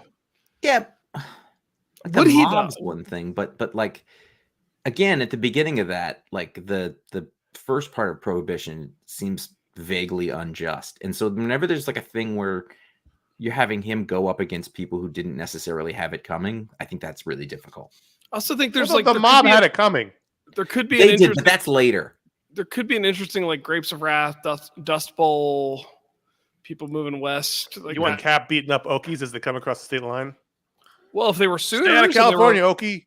if Right. the, It's really easy to like look at an old West kind of thing and go, that's kind of cool. And then you go, nah, he'd have to kill Native Americans, and that's terrible. Like it's like it lays American history bare in a way that's very difficult to deal It's with. human that World history. War II Every bit of human history has sure. outrages and injustice. But in terms of that Yeah. You versus can't the put Cap there. Nazis versus Cap the needs a Nazis villain. is a safe bet. He needs a black and white villain. Yes. Which is what Josh- we've seen in the comics. Is they keep trying to find they're trying to make him search out justice, and it's always kind of weird. There's plenty of people he could just punch. Josh, do 44. Eric F says, I've been thinking about this question for almost 5 years since. Can we really just give credit to the I've been thinking about this? This is the and bit. How Earlier, the email asked, why no bits? This is the bit that's lived. It's the how many years you've been thinking The about it that Ron and I came up with on the longest. floor of Emerald City Comic Con. And I he was said thinking it's about you, the other day, Ron? Ron. No, I was this is my legacy. This is my legacy. How long have you been thinking about this? Yeah. He's the nicest fucking guy. He offered to give me rides. He's like, you can come stay Yeah. with my family. He'd known me for 10 minutes. Nicest guy. And you're never going to know if you're listening to this. Deal with it. What were we on? So- 40? Eric F. I've been thinking about this question for almost 5 years since Greg Hickman rebooted the X-Men universe. It does. Greg Hickman. He's his brother. That's why. So I was thinking, like, what if it was like a big island, and then then they all lived forever? Cousin Greg Hickman. I want to read any of the best moments that I may have missed during this time, as the reboot has not all been easy to follow. Well, that's because you're looking for Greg Hickman books and you can't find them anywhere. Like, I don't know where this comic store and goes. saying, "Give me those Greg Hickmans." And they're like, "What is this guy saying?" Off the top of your head, what have been some of the best runs or single moments that came out of this era? And do you have any speculation on if they will change this status quo before the MCU X-Men show up on film? I have no answer. No, they don't even know what they're doing with the X-Men film. Does Connor know he's a black square? I have my thing is frozen, and I don't know how to. I might have to leave and come back. I thought you were like changing. You keep answering while I figure out why I'm frozen. I don't have an answer for this. I didn't read it. Ron, talk about the X-Men. I can't talk about the X-Men. I'd rather watch you try to figure out your camera. So. But you can talk about what you think were the best. Can you talk about what you like were the best moments of like Krakoa? Yeah, I mean, I could talk personally what I think. I mean, I love. If for me, it's Kieran Gillen and Sinister always like that. That stuff shine. There you are, Connor. Nice, good job. That stuff was really my favorite stuff coming out of Krakoa personally. So, I mean, I don't know. I just to caveat, I don't know what's going on with X-Men the movie. I'm not plugged into They all don't that. even know. So, They're still taking pictures of it. yeah. But But I will imagine this is not a knock on Marvel because everyone's doing it. I said once there's a movie, then the comics will dovetail because the Avengers have been dovetailing with the movies for the last 10 years. So it'll just happen that way, and that's just what's going to happen. And Yeah. God forbid some celebrity gives a performance that becomes that version of the comic. Right. But that'll be the case. The person playing a Oscar-winning Blob is going to be really skinny, and suddenly Blob will be skinny in the comics. Yep. I will say that at first, and I didn't read it, but if I think about it in a macro sense, the Krakoa thing has been really interesting. Yeah, super. I've enjoyed it. It was a complete overhaul of that universe, and it upended a lot of the things that we thought about the characters and how it went. And at first, took a risk. I don't risk. know. It right? did, and I think ultimately it's going to be a thing that will be remembered for a long time. For a long time. And it is pretty successful. Again, just for storytelling. I don't know anything about sales or anything, but I would say But read sold the Gala books. What are they called? The Hellfire Gala. Hellfire Yeah. Gala books. Those are all really fun. Each one of those was fun. Each one of them led to sort of a new direction for the story. And they're good. I mean, it seems to me like if you like a book, just like read the main X-Men book, like straight through, get the trades, go through. That's a that good one. stuff. That's the best one. Ryan, do 45. 45 is from Corey T from Cleveland, Ohio, a place I've never lived and will not be in next weekend, unlike Cincinnati, Ohio, where I have lived and will be next weekend. All Okay, right. that's 3. You get 3, you're done with your Okay. fucking ridiculous chili. It's delicious. I love it. It's Ron, mother's thoughts milk. on chili from Ohio, Cincinnati chili? Oh, thumbs down. He's giving a thumbs down. Don't tell. I make don't tell your I make buddy very good chili, Ben. by the way. I'm anti chili, just so you know. In All general. chili. All chili, not just Ohio chili. I don't prefer it. Yeah, I wouldn't order it on the menu. As long as it's clear that we're not denigrating Ohio-based chilies. That was my dinner. That's definitely noodles without chili. Just, And a just- cacio pepe. And a cacio just pepe. white noodles. Ryan, You say Ryan, cacio e pepe, I see noodles with no chili on them. My question is noodles about with DC ketchup. animated movies. Egg noodles. Oh, now And Ryan mine is froze. Superman from all seasons. The art style looks like Tim Sale. I've been thinking about this question for 3 years and 2 months. Ryan, what's one you want to? We're on the Animation Brain Trust. What's the one you want to see animated? They've done so many. I never thought we'd get a Superman Red Sun. I know I brought that book up earlier, but that's always been on my high on my to-do list. I think Elseworlds is where I tend to live in that space. There was one Elseworlds where Superman lands in the the late 1800s, early 1900s jungle of Rudyard Kipling's India, and he's like a Mowgli Tarzan Yep. figure. That's super fun. But I kind of love to see that. I wrote an article about this a long time ago on the website, like my top 10 stories that I want to see animated, and a couple of them did get animated. I know they did a JSA movie already. They won't do another one, but I would love to see that first arc of the Jeff Johns run done. I would love to see the return of Barry Allen from the Flash run, where it was Wally and Barry and Jay teaming up against the Rogues. I thought that was a terrific little arc. I'd love to see the Jeff Johns, Gary Frank, JS. You just got them by Gaslight, right? They did. They did got them by Gaslight, yeah. And I don't know how you do it, a single movie, and I don't think there's enough juice in there in terms of the popular consciousness for multiple movies, but like some James Robinson Starman would be That fucking works because it awesome. is a long form story, though, and you get to Yeah. see the arc. You can't get and 70 the minutes out of development of that. a character. That's it. You can't do that in a movie. It doesn't work. It's like a 3-season TV series. or I know. something like I'm thinking Ready? like in terms of the style and what I would want to see. Like that's No, that's true. It's totally correct. Yeah. right, I don't watch these animated series, and I probably wouldn't. But have they done Superman Secret Identity? no, they haven't, but that would be a good one. That'd be a I'd good one. watch that. That would be a good one. I want to warn That's you good. guys, we're at the home stretch, and these questions start getting real existential, quite frankly. Skippable. So no, unskippable. Damn. So, Josh, why don't you do 46? Gabe. Gabe A from Los Angeles, California says you guys have talked a bit in the past about how at one point iFanboy was going to get a big rebrand and become a print magazine, but you've been cagey about revealing what the new name was. Why stop? Actually, could you read this next line in caps, Ryan, please? Why stop being cagey? We your homies. Bravo. Can you finally reveal what the new name for iFanboy was going to be, and maybe give us a few more ins and outs of that plan and why it didn't happen? Always into the deep iFanboy history lore. I think I know the answer to this, and I wasn't involved Yeah, I think it necessarily. was before you. No. Okay. No. I found the mock-up, by the way. Con. I have a file here with the mock-up and everything. I have the printout. I have the hard copy. But yeah. Oh, you have the hard copy? Yeah. First of all, I ran. We mocked it up to see if it would work. No. Why is it a secret? Because at this I've point, just been told people it's keep a secret. asking. People keep asking. I know. It's but a bit. Now it's a bit. Now it's a bit. Nah, the thing. I almost said the name. The thinking about thing is because I was like this bit, and I almost said it. It's not funny though. It's just like, Well, yeah. here, we can tell you why it didn't happen. Well, hold on. I want to say I ran into Gabe here in LA. We were at the same movie. We were both at Crouching Tiger, Hidden Dragon at the New Beverly. He shouted out my name as we were leaving at midnight. And I was very confused because I was very tired. Fair.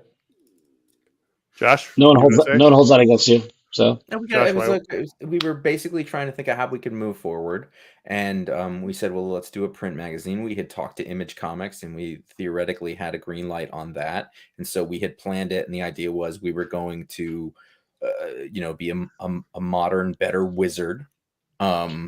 there was a gap in the industry at that moment of like a true kind of. It still is, but yeah. So yeah, and nor do I think it would be successful at this point. Certainly, back then it was still a crapshoot. And that was about the time that we got the offer to be acquired by Graphically, which was really the thing where many of us, myself, I was certainly at a crossroads of being able to keep doing this, because as I always explained when we went into business as Just Like Fanboy, the conversation that I had with my wife was, what's the least amount of money we can live on?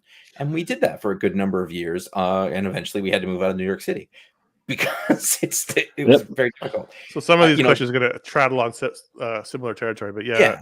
And so basically, that happened and things changed. We were going to go away, and then the in the same way we were going to pivot fully to Murmur.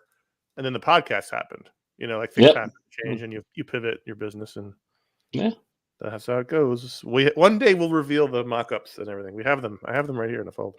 Somebody else used the name too. Yeah, that's the other thing. Somebody else used it, so that's why we're not saying what it is. Yeah, it's called Bleeding Cool. Socrates A from Tennessee. It was called Lying in the Gutters, and then he changed it. Socrates says, as I'm starting to think of transitioning toward part-time work / semi-retirement, the thoughts in the back of my head circle around to my favorite comic book podcasts. These are mostly labor of love for hosts, and I know one day there will be an end to the shows, all part of life. While I'm sure Josh and Connor are healthy as oxes, as I sit here holding my head and the headache I've got, and can continue for the next 2 decades. I'm fine. What if someone or a group offered to purchase and take over iFanboy, the podcast? Again? Would you accept an offer? Wait, we'll get to the answer. Would you accept an offer for the podcast to continue your comic legacy under different hosts? Ballpark a dollar amount. We're not going to do that, but that already happened. We were. No, but this is a different question. If we weren't going to stay along with that one. Those guys were going to take. We already picked out different hosts. Really? Remember? Yeah. Yeah. I don't remember that. I don't remember that. I can't explain it further without getting the details, but. We said we would be comfortable with this person taking over the lead of it. Oh, you remember that? That was part of the condition of the deal. Did this person do a couple of other shows? Look, we're gonna start spoiling. Whatever. No memory of this. I need you to tell me. No, I do not. No memory of this at all. I do remember somebody offered to buy it, and we gave them a ridiculous number. No. The one who offered to buy us, seriously, Ron and I had several meetings, gave us a ridiculous number that was less than we were going to make on our own that year.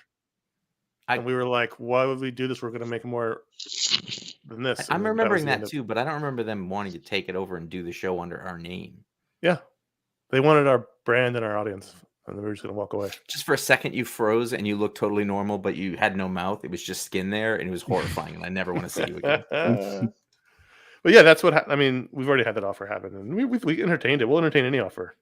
Oh yeah, no, yeah. I was gonna say anybody if someone wanted to come and buy this and take it over with new hosts, we would listen to that. So I mean, as we inch closer to something that may resemble a retirement, I could if a number was high enough, I'd be dumb.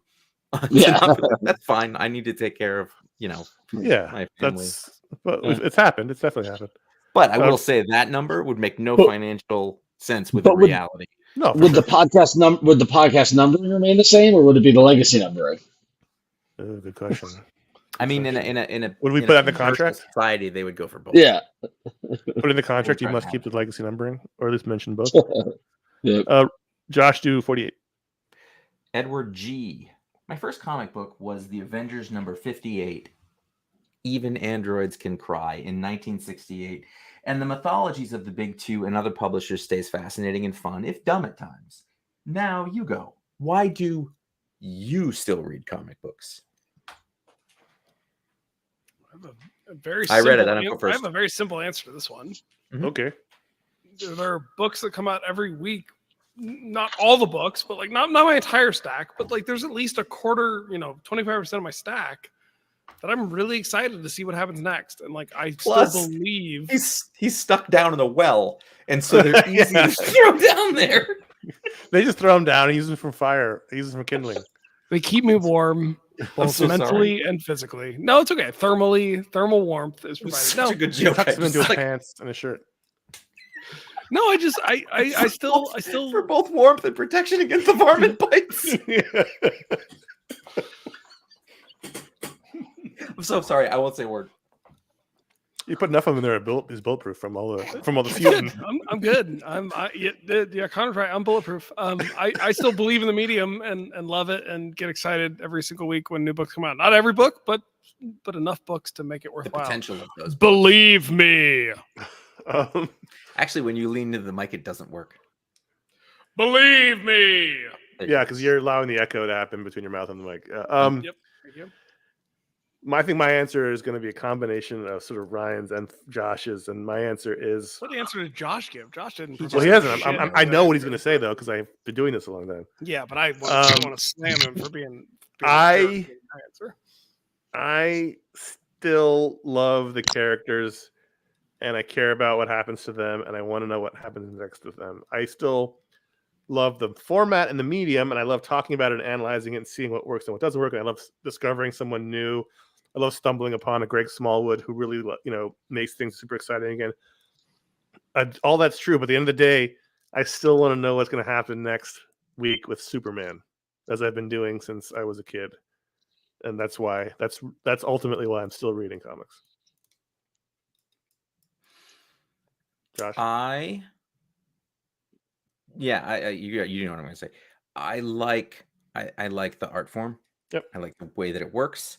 I like the anticipation of finding someone or work that excites and surprises me.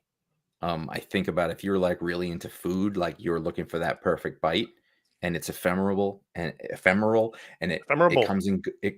It's ephemeral, which is when something comes quickly, but you remember it. Yeah. That thing where also all of the time and effort, not in a bad way, that we have put into understanding this medium and what works with it, and then to watch somebody do one of two things is to come along and just own it and just do something really well. And this can happen between two panels. It can happen on a page. It can happen on a cover. And then, or somebody who turns it upside down. And a lot of people try to do that, but somebody turns it upside down effectively and does a new thing. I mean, if you're going to talk about like it's how we've been talking about Daniel Warren Johnson. It's how we were talking about Mark Russell for a while. Yeah. A person who just brings something new to the table within the confines of the thing. I love it. That's what gets me excited. That's why I show Josh up. gets out of bed. Mm-hmm. That's why you get out of bed on a Wednesday. I mean, I can barely get out of bed most days. It's the worst part of my day. That's why your wife just rolls you off the bed. She just leaves me. Ron, do you want to contribute at all to this answer? Why you still read comics? Yeah, I mean, it's my paycheck. I get paid. They give it to me, and they tell you, you want your paycheck? Read them. Yeah, you got to read these comics. So There's a new issue of Rum, but I don't care. Read it. That's how it works at Marvel. Very These comics lucky. read themselves. No, very, very lucky that it's part of work, but also because because you care, because I'm invested. I want to see what happens. Yeah. So I had a thought in college one night reading like Fantastic Four on my bed. I was like, I've been friends with these characters longer than people I know right now in this college. Like I know more about Johnny Storm than I know about the guy across the hall. Like that was a very weird realization that happened. And then I started drinking and having sex. All right. Lewis Kwok is back. Hey. I was as shocked as anyone to see his name in the email box. Old school. Lewis again has another existential question. Do you think you'll be reading comics for the rest of your lives? Assuming, by the way, the arc of the questions we've gotten on the show from when we were in our 20s to now we're in our 40s is very different. Because they are too. Right. Assuming you have the financial, health, etc., financial means, health, etc., to continue as you get older, do you just assume you'll be reading weekly for the rest of your lives? Or is there an endpoint you've envisioned? This is interesting. I told the story on one of our past shows, I believe, but when I moved here to Los Angeles, I was 33 years old. Excuse me. And I went to lunch with our pal Mike Romo, friend of the show, in Malibu at Seafood Place on the Water. And we were talking about the show when I was 33, and I said, you know what? We've probably got a few more years left in us. I can't imagine anyone wants to hear us doing this when we're 40. That's what I thought at the time. I was like, we'll probably end this, in our late 30s, because who wants to hear a bunch of 40-year-olds talk about comics? And now I don't even think that about the next few years anymore. So, and that also involves the reading process. Like, I don't think about stopping reading. I don't think about stopping doing the show. Because we'd already talked about stopping the show in this episode. And so, considering that goes on, I can see myself not reading weekly comics, because the big driver for me in that is that we have to do this, and I appreciate it because that's what makes me do things. You prefer the weekly comic? I do, but I can't. You're a weekly comic guy. I know, but I actually look at the show as the impetus to keep doing that, so I can enjoy it. If I was on my own and I didn't have to, I don't know that I would. Now, that isn't the same thing as saying that I wouldn't read comics and enjoy them and enjoy the art form, but it would probably be less so. Not I would enjoy less. I just would probably start taking in less. I do less of all the things I did. I watch a lot less TV. I watch a lot less movies. You spend so much time in your manifesto. That's why. We are bringing it right back around to eugenics. I assume a prerequisite of living in New Hampshire is you must have a manifesto. Like, every year they come to check on it to make sure there is one. It's not. It's like, not. Here's written. Your taxes, and here's my manifesto. Like, it's we're not. Nobody's getting my tax money. Exactly. Like, I don't. It's not written. It's not drafted. But if you were to hand me a piece of paper and give me like a day and a half, I could do that. Not paper, but All right. So I mean, I don't think about stopping reading. I don't think about. I don't even. Stuff. I mean, it's just something I've been doing forever that I just do it. I'm excited in the morning. I wake up on Tuesday morning, grab my iPad, go to Comixology, and get all the books that I've pre-purchased. Like, I'm excited to see what's out. I'm excited to see what's going on. I don't get excited about anything ever. I mean, it's a little bit. That's a little bit of my personality. But I have to be dragged into most things, and then afterwards, I really appreciate that I had done it. I told the story earlier this week, and you disputed that, but you just confirmed it for me. What? Earlier this week, I told the story about having to drag you into new initiatives at iFanboy, and you got miffed about that. But because I don't like that about myself. Paul Peterson in the chat room says, I would transition from reading new stuff to rereading beloved older stuff. And that's probably a good portion of what would happen. I definitely would do. That's what I do with TV now. Yeah. I would go back to all the... I have a huge shelf in my bedroom of books. And I see all these books, and I'm like, God, I'd love to reread that one. And I just don't have the time. You got to read new stuff for the show.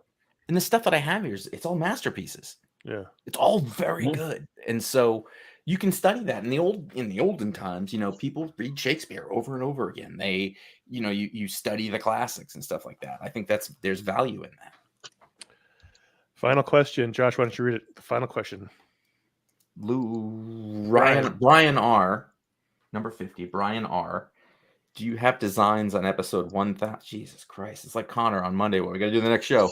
Do you have designs on episode 1000? And if so, how long you've been thinking about it? I haven't been. I will not think about it until episode 998. Which means probably not the 999, to be honest. If anything is required to produce it, that means I'll have to start thinking about it.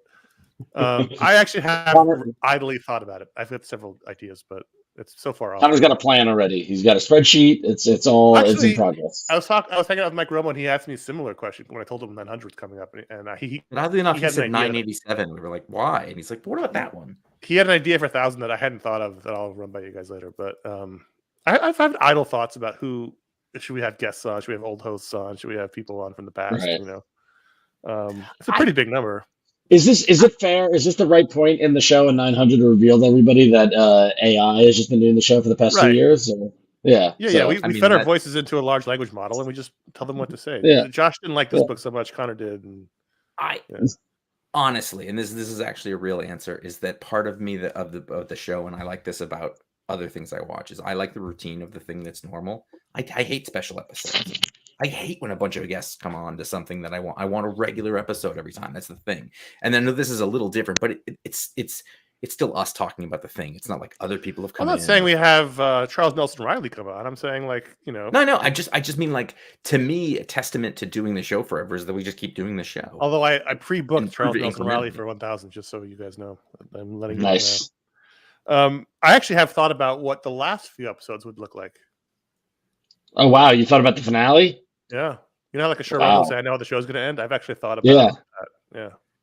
Wow. Obviously, we'd all vote on it and decide, but I've had ideas. It'll be the very last thing that'll be what happened is it'll be like, all right, so now as we end this, ratings. How was your It'll be experience? like 3.5. Would you watch it again? Ratings.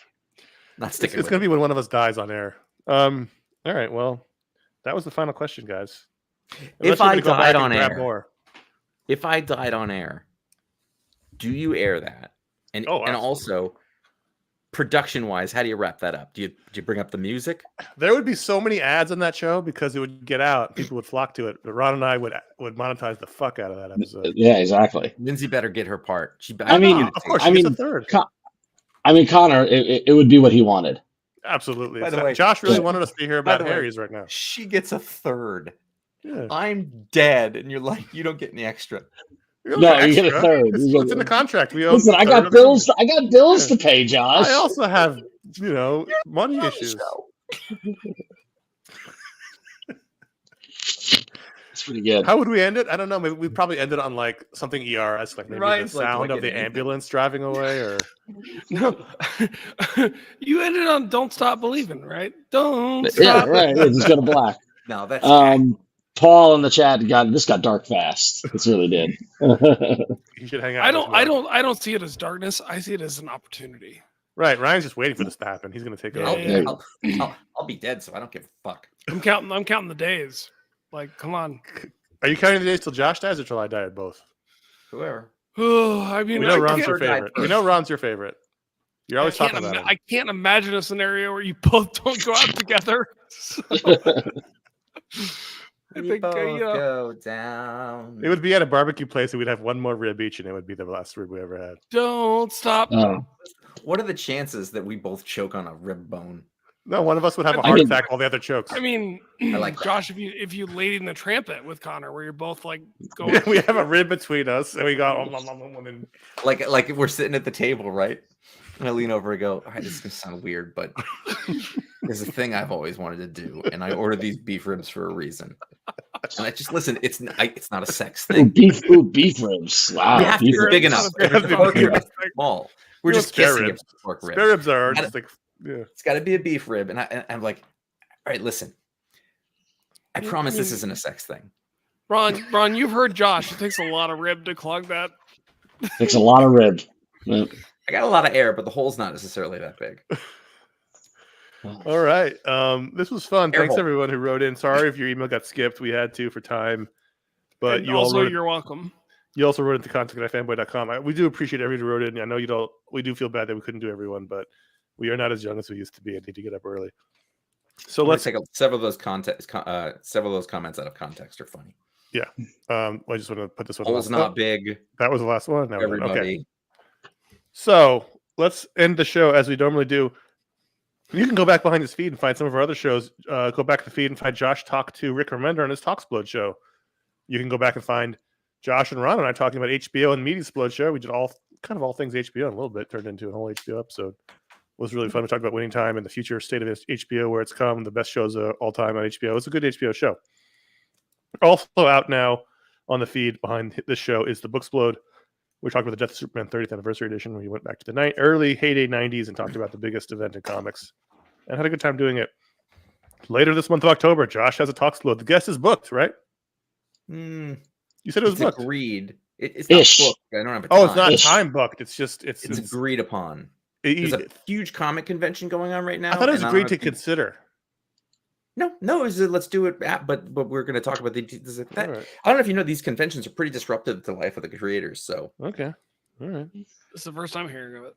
And then later on, we have another media splode about a topic unknown. We'll find out. And before we move on, I want to give a special thanks to Professor Ryan Haley and his students in Creative and Cultural Industries 304 Podcasting. That was the class that was crazy enough to let Josh and I come and guest lecture about 304, not the just art the of intro. podcasting. They listened to Josh and I babble and bicker for 90 minutes. It was supposed to be a 60-minute conversation. We went half an hour over time, which is on brand fitting for us. We had a really good time. They asked terrific questions. They laughed at some of our jokes. They probably got some of our references. There was a point where we realized they were all born after the show had started. And so, or no. they were all born after iFanboy had started. Yeah. And Josh and dear Mark Lord. left. So there wasn't like that you know every like college class has a couple of like old people. There wasn't one of those. You They were remember great. in our class we had one old guy. I can't picture him. I don't know his name, but there was one old guy. The guy with the beard? I feel like I see him in an army jacket, but I might just be thinking of like a Vietnam era movie. So anyway, they were terrific. They had great questions, and it was a lot of fun. So thanks to And you won't hear it. Professor Haley and his class. They were awesome. And I think we have another one that we were going to be doing. We're just suddenly we're on the Was we're on he the also college named circuit. Ryan? How many other Ryans are you talking to? So, the well, acting Ryan, I why want to don't- talk to Ryans who are involved in university systems. You're good. Ryan, Unbelievable. since you're talking, why don't you plug your show?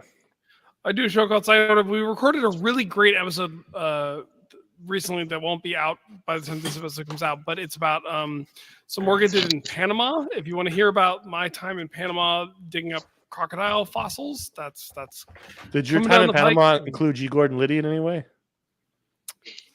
not directly. It definitely included. What about E. Howard Hunt? Do Ever they heard have that anything to name? do with Roosevelt's famous journey down the river of Despair? Not Despair? Roosevelt, but Ford and Carter are involved. So they're okay. definitely a U.S. presidential connection. So sciencesort.com is where that people can find it. Yes, sir. Yes, that's where you'll find it. Ron, you're here. You want to talk about Android? We had that. Someone mentioned an email Yeah. earlier.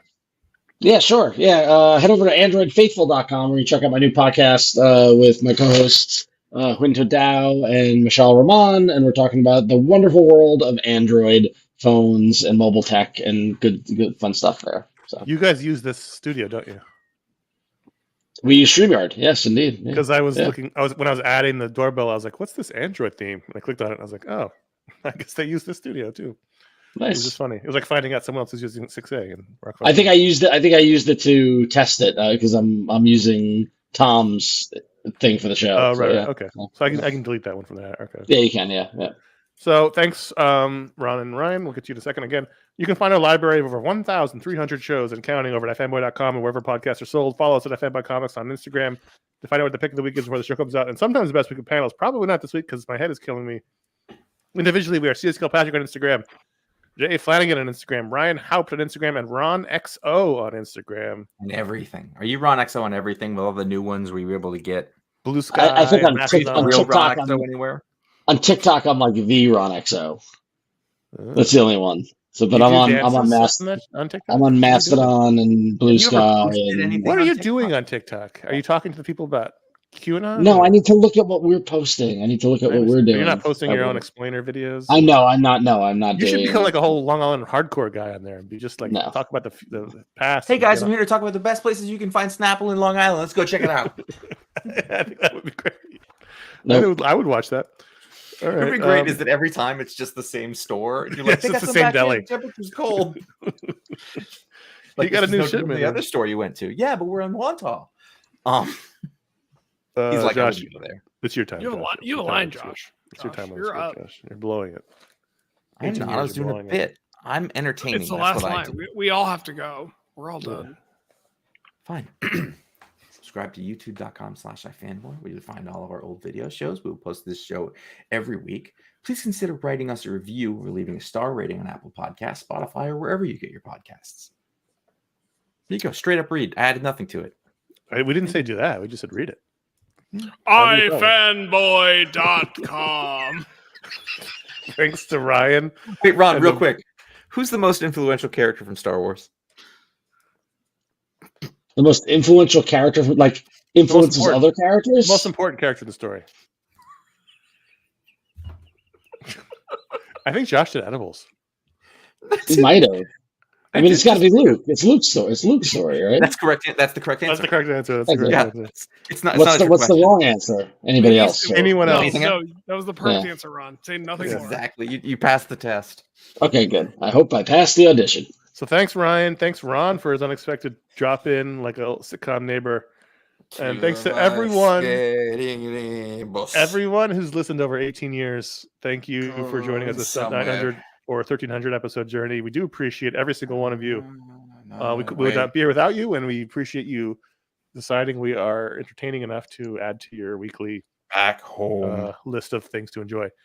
And we'll be here another 18 years, in which we'll be a certain age that I can't even ponder. And until then, I am Connor. I'm Ryan.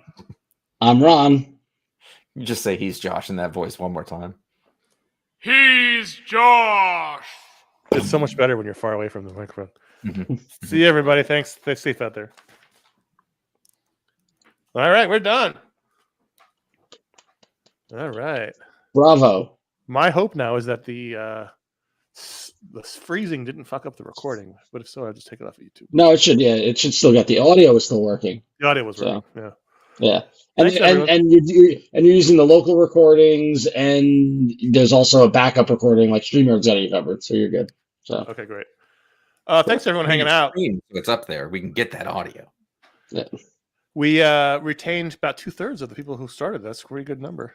That's pretty cool. Before we get like 12. Before we start talking about 15. There's 4 people in the chat room. Thanks everyone. That was fun. Thanks Josh and Ron and Ryan, and that was a good time. You helped me get through my forehead of pain. So thank you. What kind of number are you putting on it right now? 1 to 10? It got worse about halfway through. Whatever I took wore off, and so Ron, I I think I know. Like a nail being drilled into my head. That happened. It's probably right now like a 7. It was like a 2 early on. I was not hurting that much. It was just there, and now it's like a 7. And if I don't take anything else, it's going to get worse. Go to bed. Yeah.